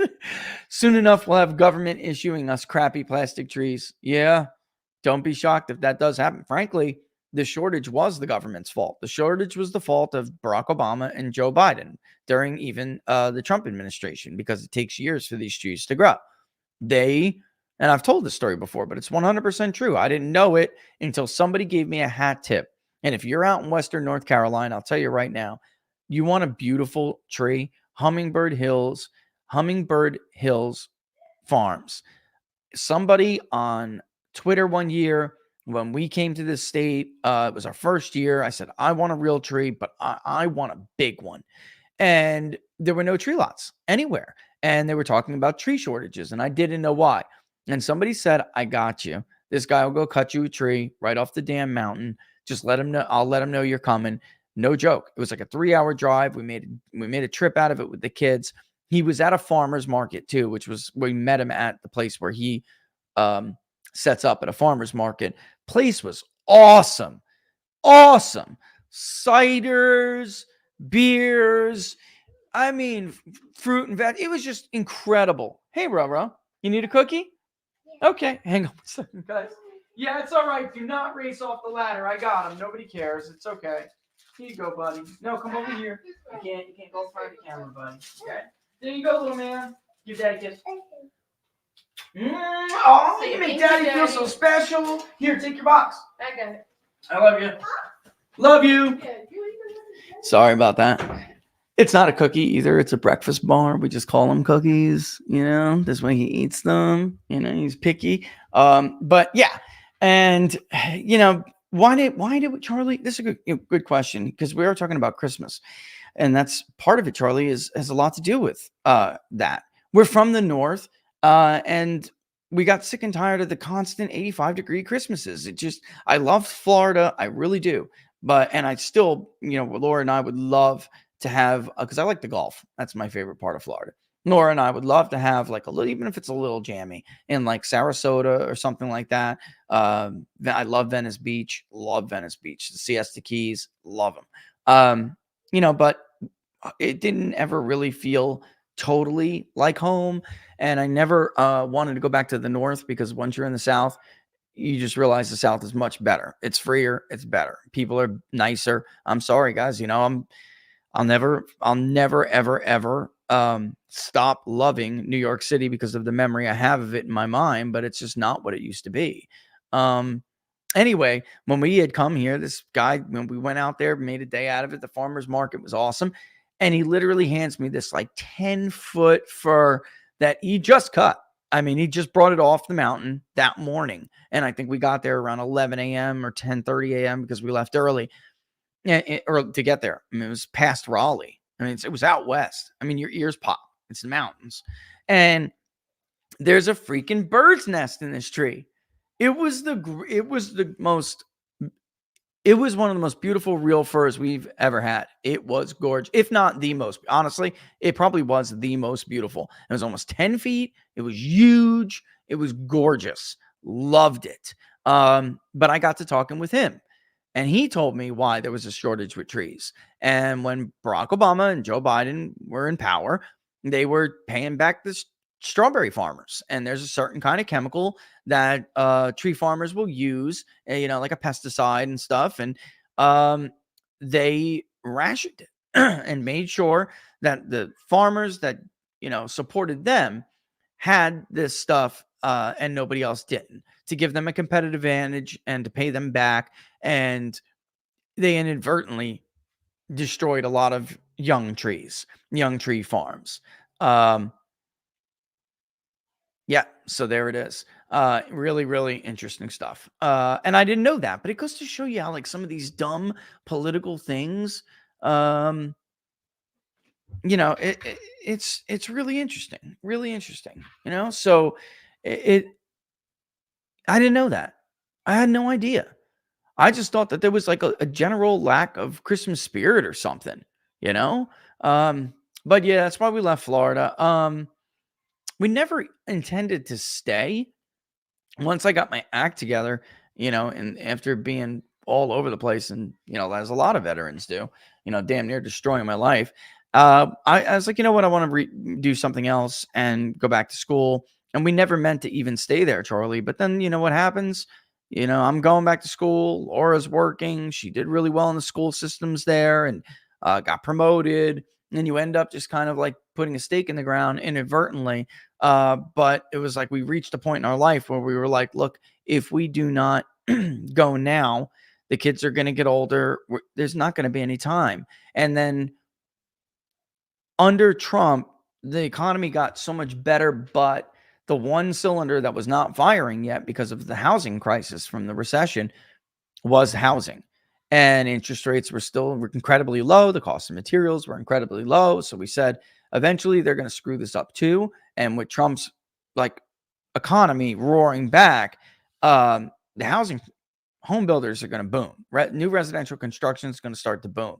And then the Fed's going to feel that they can raise interest rates. If we're going to go, we got to go now. And that's when we pulled the trigger. And by the way, we were like the last person on our street to get an interest rate below 3%.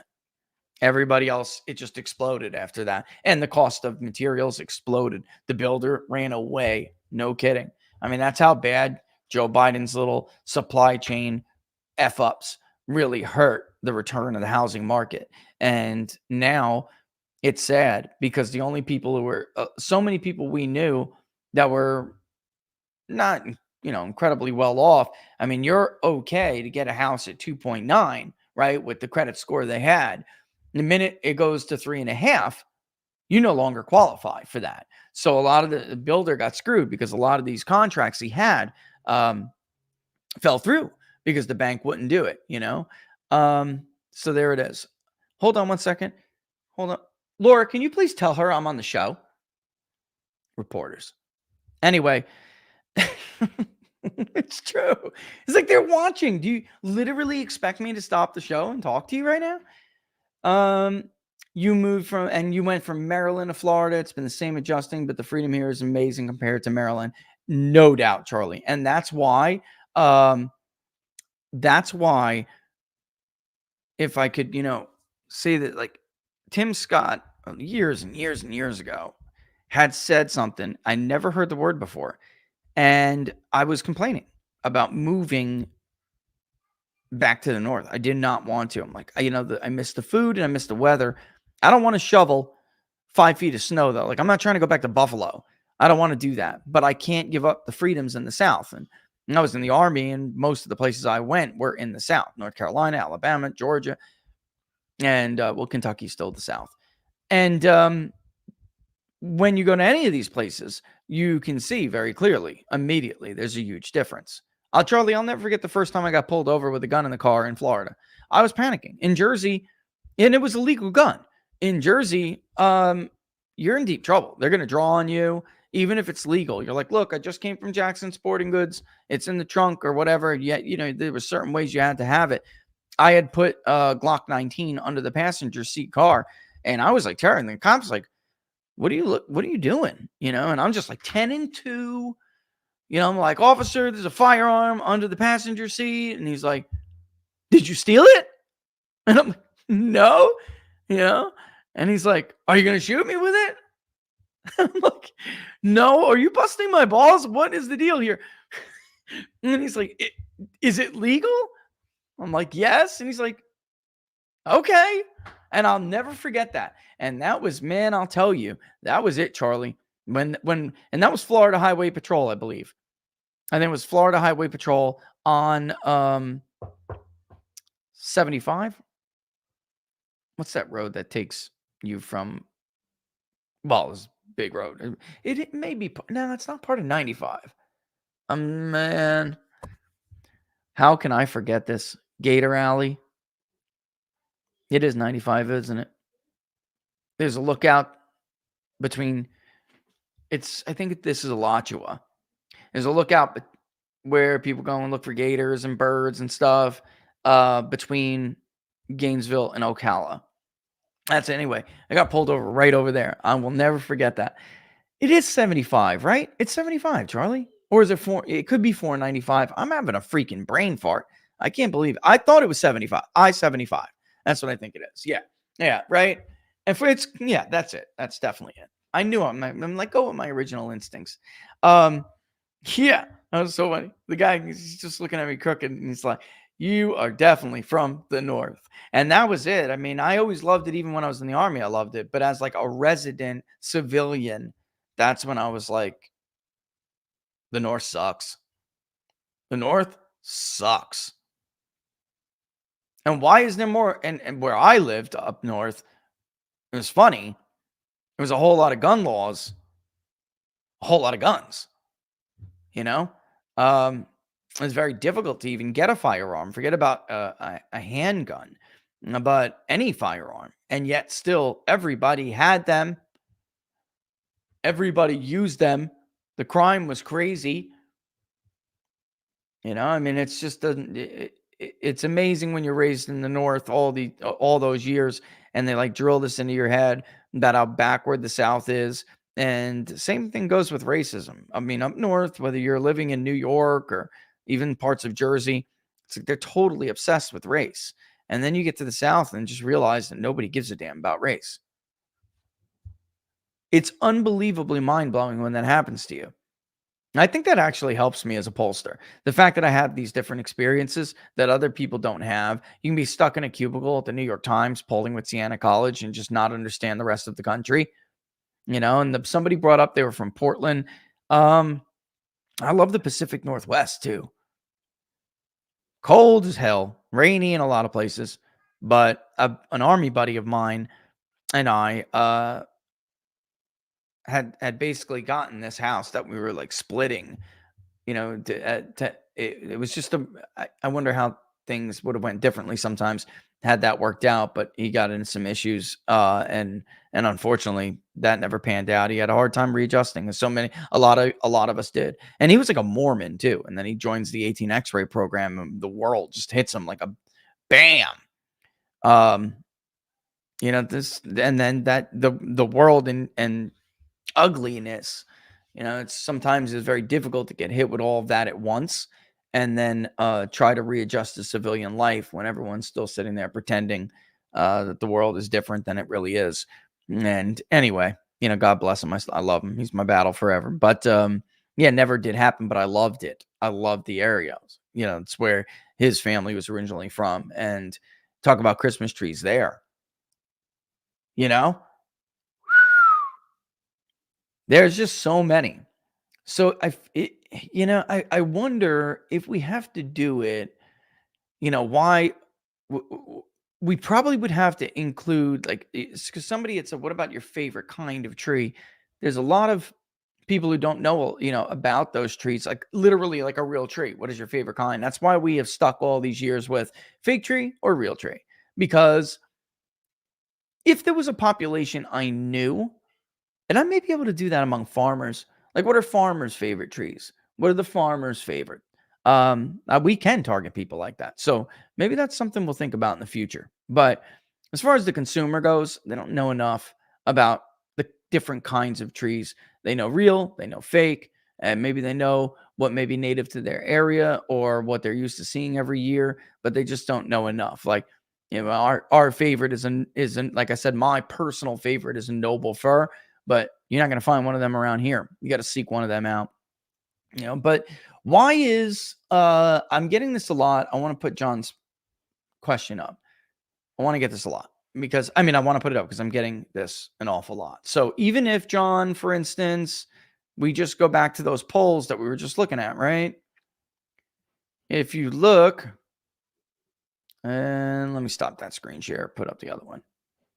Looks like there's going to be a big story in the Epoch Times about our Rust Belt poll, folks. That's cool. Maybe even poll for them. We'll see. But John, like, look at this, right? So here's the general election. You have literally only 2 polls that don't have Trump ahead. Even the one poll that does, the one poll that has Biden ahead recently is still just a Biden +1. You've had Rasmussen. Let me see if I can go and look and see what their most recent stuff. I do have a, as they have with us, we gave them access to all our stuff. I have access to all their stuff.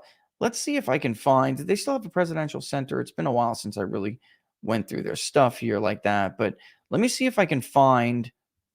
There's the daily tracking poll. I guess they don't have a tracker up with who's ahead of who. All right, so let's just follow Real Clear Politics where it leads us. So obviously, very obviously, Rasmussen is the most bearish in this aggregate. Let me log in first. I didn't want to put my stuff they gave me in there. Okay, so now if I hit it again, I should be logged in. Yep. Okay, so let's go and look and see what their weights are, because I think I have an idea to why it and actually, if we go to methodology, it opened a new page.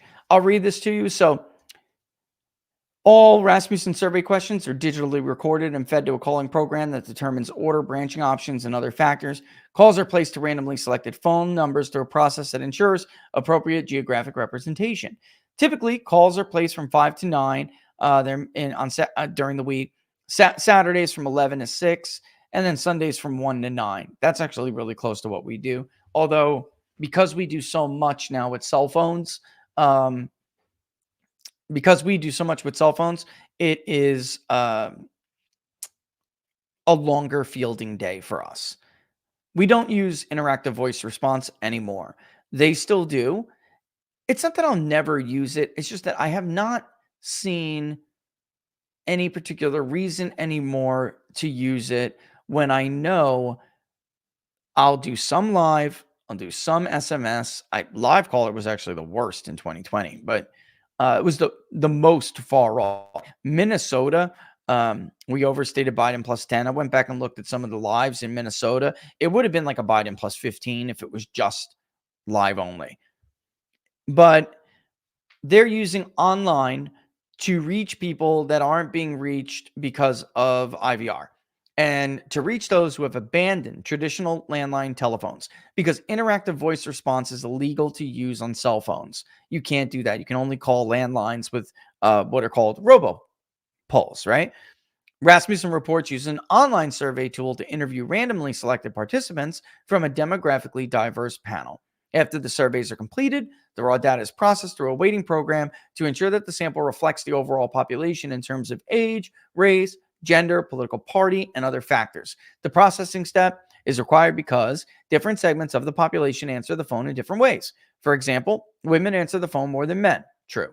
Older people are home more and answer more than younger people. And rural residents typically answer the phone more frequently than urban residents. And here's something that's key. You're going to reach older people and a certain kind of older people who are willing to stay on that phone during interactive voice response. It used to be that people would say you're reaching more conservative voters through IVR because they're older and have landlines. But here's the kicker, all right? If we go down here, I know they've got their crosstab somewhere. Where are you? I know you are. Full demographic breakdown. Okay. So, where are you? Okay. So, 65 plus, 25%. It is more black than others. They're still D+3. So, what could be happening here is some of the younger vote that they have coming in through the online, maybe a little bit more Republican than is usual, right? But and Trump is actually ahead in the 5-way race, by the way, with Rasmussen. But let's look at seniors. Trump is only up 43 to 41 in the race with JFK, and he's only up 47 to 46. There is a lot of evidence to suggest that older people are getting, like Biden at least, and some Democrats are doing better with seniors than Democrats have been doing during the Obama era and the Hillary Clinton kind of era, the brief period that it was. And it's possible because of the way they're using, because they're using the IVR online split, they're actually getting older Democrats that are perhaps even too favorable. That could be completely canceled out or ironed out through them getting, younger people that are more Republican. And that's why I always tell people to remember that subgroup sampling errors are higher. And in the end, it tends to work out. All right. But I think that it's possible here that that's what's going on. That, along with one thing Rasmussen does differently than us, John, and everyone, is wait for party.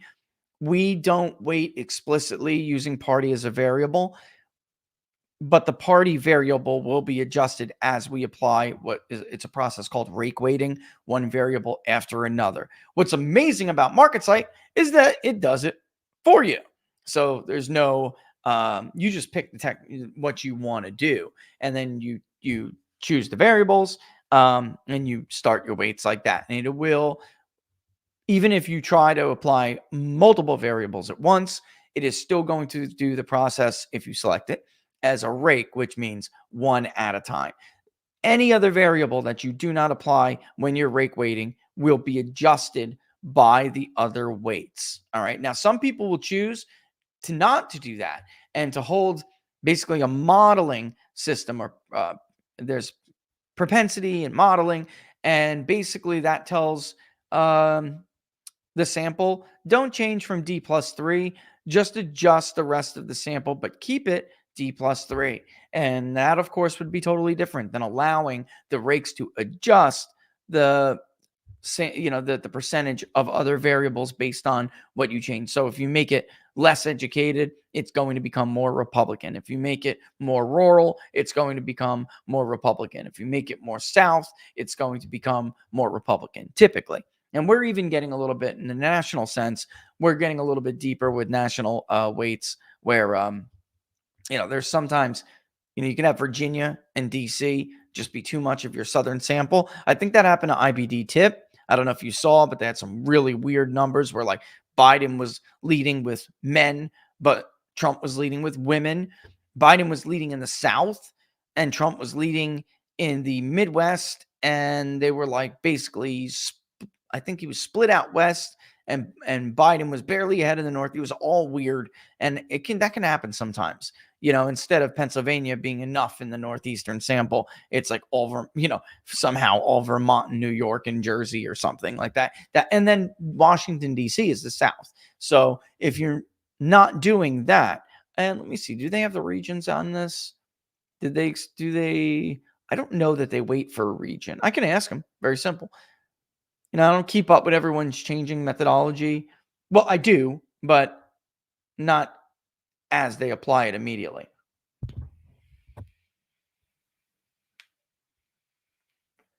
So I'm not seeing region specific here. Doesn't mean they don't do it though, because I'm seeing a lot of detailed stuff here from education to employment. They're also doing that like we are.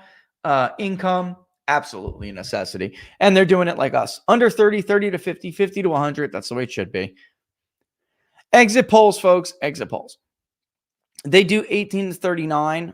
Many others do as well. We like to be a little bit more detailed, at the very least 18 to 29, and then 30 to 44, 45 to 64, and 65 plus. If the sample is large enough, that's when we give you the age detail, which is like 18 to 24, 25 to 29, 30 to 39. We're doing that so you can see questions like that, John, and others who have, a lot of people have asked me about Rasmussen and what's going on, why they're a little bit more bullish on Democrats recently, and yet they still get attacked. Somebody did a screenshot and posted on my locals that Trafalgar, Rasmussen, myself, we're just MAGA pollsters, and our job is to hype, MAGA candidates. It's so ridiculous when you can clearly see that many cases we're actually more bearish, right? And we never only miss in one direction, like so many, like other pollsters. It's just total nonsense by nonsense people who have no brain. But I think that there's an argument to be made that, and you can see that with the crossover of Dems and Republicans. Let's look at who voted by party. All right, so 16% of Republicans chose Joe Biden, 11% chose Donald Trump of Democrats. And then when you add the other candidates in the mix, it goes to 10 even, with Trump carrying independents or unaffiliated voters. So, and Trump still carries unaffiliated voters in this. It's just that Republican sample, again, I would say older traditionalists are popping up in the IVR. Do you remember when Emerson overstated? They were the only one who had Karen Taylor Robson beating Kerry Lake, and a lot of people, including us, kind of overstated Kerry Lake's lead in the primary. She wound up winning, and winning, fairly comfortably. But what's the name of that? Mike Noble's Ohio Predictive Insights, which is Arizona based. He had Kerry Lake winning by like 18 points or something. And he had online, he had SMS, he had interactive voice response. In the final Emerson poll, it was only interactive voice response. And then there was a slight, tiny panel to reach younger people. And he weighted it heavily toward that interactive voice response. And he got Karen Taylor Robson by 1. What did he do there? He reached by interactive voice response too many older traditionalist Republicans who are not as MAGA as the rest of the party. And that's what happened. And I think that may be what's going on there with Rasmussen, although I don't know. But again, it tends to iron out. The Biden +4 is clearly a bit of an outlier, which is, again, ridiculous to accuse them of being some Trump-aligned pollster when they're literally the only poll that has Biden leading anywhere near outside of the sampling error. And their sampling error for this survey is probably 3%. I'm going to say, did they give it? Let me see. They obviously gave it in the article, right? They had to have. Where are you? Where are you? Sorry to just zoom around like this, but sometimes people throw it in there. Second paragraph, guys. Yep, there it is. 987 likely voters, plus or minus 3%. So they actually have Biden leading slightly outside of the sampling error. Well, his sampling error. Because, again, because there's an opt-in panel there, right? There's confidence intervals, which are different. You have to imagine that a confidence interval is essentially saying that Trump is not going to fall below, what was the number there for Trump? If the confidence interval is plus or minus 3, then Trump is, what was his share? 42. It means Trump would fall no lower than 39 and no higher than 45 in 95 out of 100 cases. Or excuse me, 20 out of 19 out of 20 cases. And then Biden's would fall no lower than 42. It's 3, no lower than 43, no higher than 49, and 19 out of 20. So, it's still possible that the ultimate result would end up within the confidence interval. But again, that's why it's so important to explain to people, once you get rid of complete and total randomization, it's like random digital dial from one population, which could be the voter file, or just literally randomly digital. Once you get rid of that, then you are starting to deal with panels that have confidence intervals. And that's why overall the sampling error is the more correct term. I got to do these videos. It's 2:08. I'm rambling away here, but once I get into like the details of polling, I could talk forever. So send us your ideas. We'd love to hear them on Locals and elsewhere. YouTube can do the community stuff. I'll put up an idea for the Christmas poll thing, and you guys beneath it reply. Tell me what you think on Locals. Of course, I'll set up. Doesn't even have to be a live chat. Just replying. Give us your ideas. I'd love to hear them and bounce them around in my head, see what we'll do. But usually we ask people about celebrating and then whether, what does it mean to them? 1 year, I mean, there could be kids watching, so I don't want to say what one could be. I got kind of yelled at about that, so I'm probably not going to ask that question. You can imagine what it is I'm saying. Do you do this in your family with your kids? And that was really dumb of me to do. I don't know what the hell I was thinking. It's cool to study, but it's like, do you really want to share that with everyone? Man, Grinch, you freaking Scrooge, I Scrooged everyone. You Scrooge, you lose. Uh, and then we could do the favorite Christmas Carol version again. Man, Alistair, he was right there. What's his name was right behind him, if I remember correctly. George C. Scott. Yeah, his version came in second, I believe. It was getting hairy for Alistair for a hot minute there. But that's what ultimately came in. And we'll just give people I have no idea. I don't know, option. What was really Scrooged did well because it was like we gave them all options. Scrooged, even Mickey's Christmas Carol. I thought Disney's A Christmas Carol with Jim Carrey would do a lot better. It did not. So, that was stunning to me, but it was always very cool to see. Your favorite Christmas Carol, right? And we give them the chance for others, things like that. There's a lot that can be done, and that's cool. And color patterns, of course. What's your favorite Christmas theme? Red and green, champagne and pink. I mean, oh my God, but she's right. Laura doing the research, she's right. It's a thing. It's a thing. I thought that was over in the 70s. Mr. Magoo's Christmas Carol Marlene did actually better, a lot better. Man, I think that beat Disney's A Christmas Carol. I'd have to go back and look at the results from last year, but I think it did. And Muppets did amazing. Muppets did so good that I actually went back and watched it and then started tweeting about scenes. Remember? Because I forgot how damn good it was. And Tim Kaine.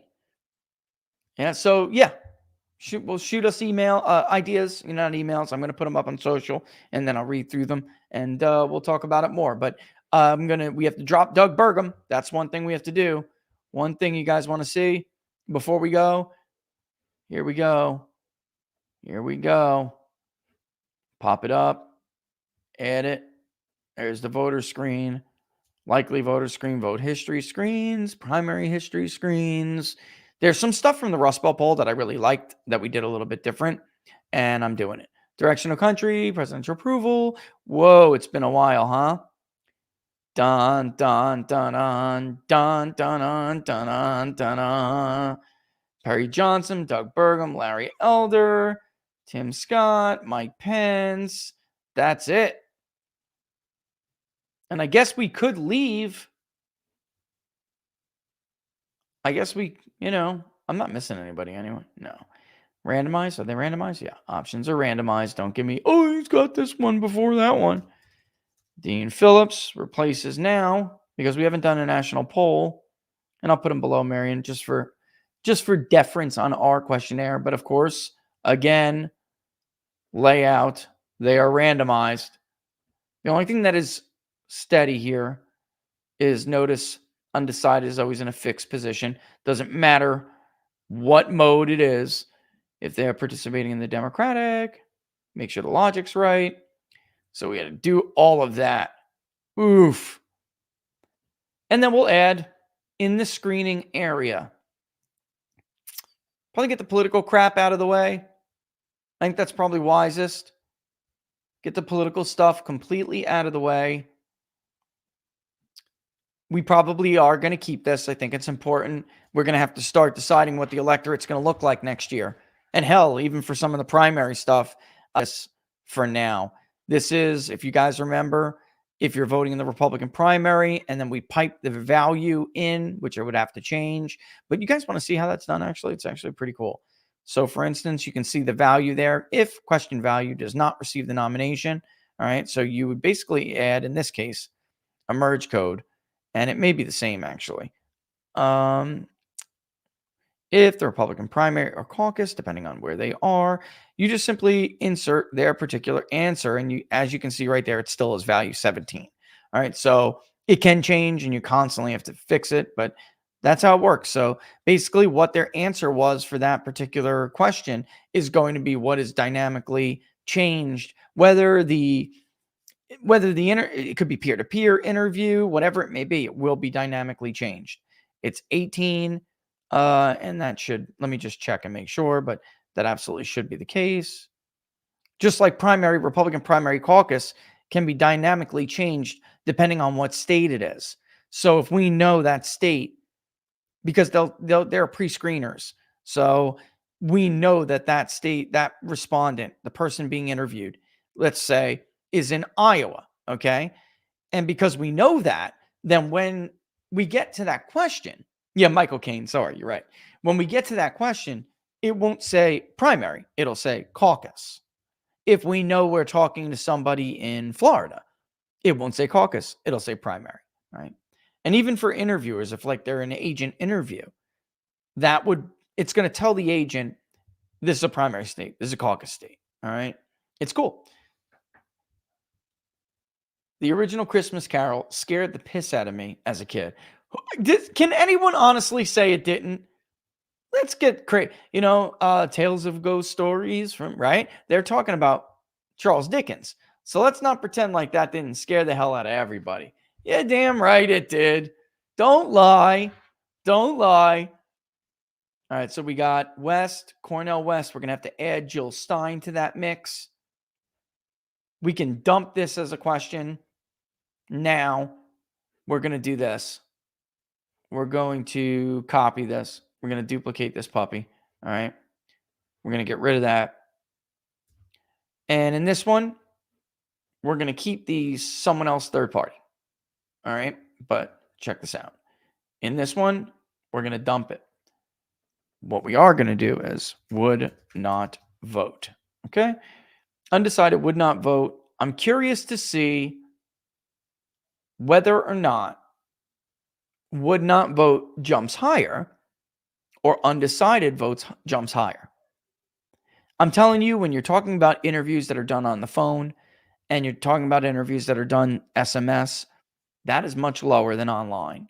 Online is reaching a larger group of less interested people, but nevertheless people that absolutely could end up in the electorate. That's why when people started actually, those Redfield polls are weird. Why is there so many people who, why is their support level so low? Just they said the same thing with us. Because they're reaching more people. You should actually be pretty skeptical of the 51-49 poll results these days. Unless they give it to you with leaners. All right. And then, by the way, that's what we're going to do. So, for instance, after every single one of these, we're going to say, though undecided. If you had to choose, who would you choose? That's how we're going to do it. And we'll show you with and without leaners from this point on. The generic third-party option, I just don't know if it matters at this point. We could probably move that, replace that with Kennedy, and then someone else generically. Then add Cornell West and Jill Stein like we did with the other ones. And I think that's the best way to go. All right. And lean people all the way. Nobody's leaning with the full ballot anymore. Yet. I don't know why that is, but nobody's doing that. And we need to do that. And then, so after all of that's done, then we'll do the Christmas section right here. We'll pop the Christmas. Oh, no, right here. That's where the Christmas poll area will be. And I'm telling you, maybe, 3 questions. And then we'll get to the rest of it.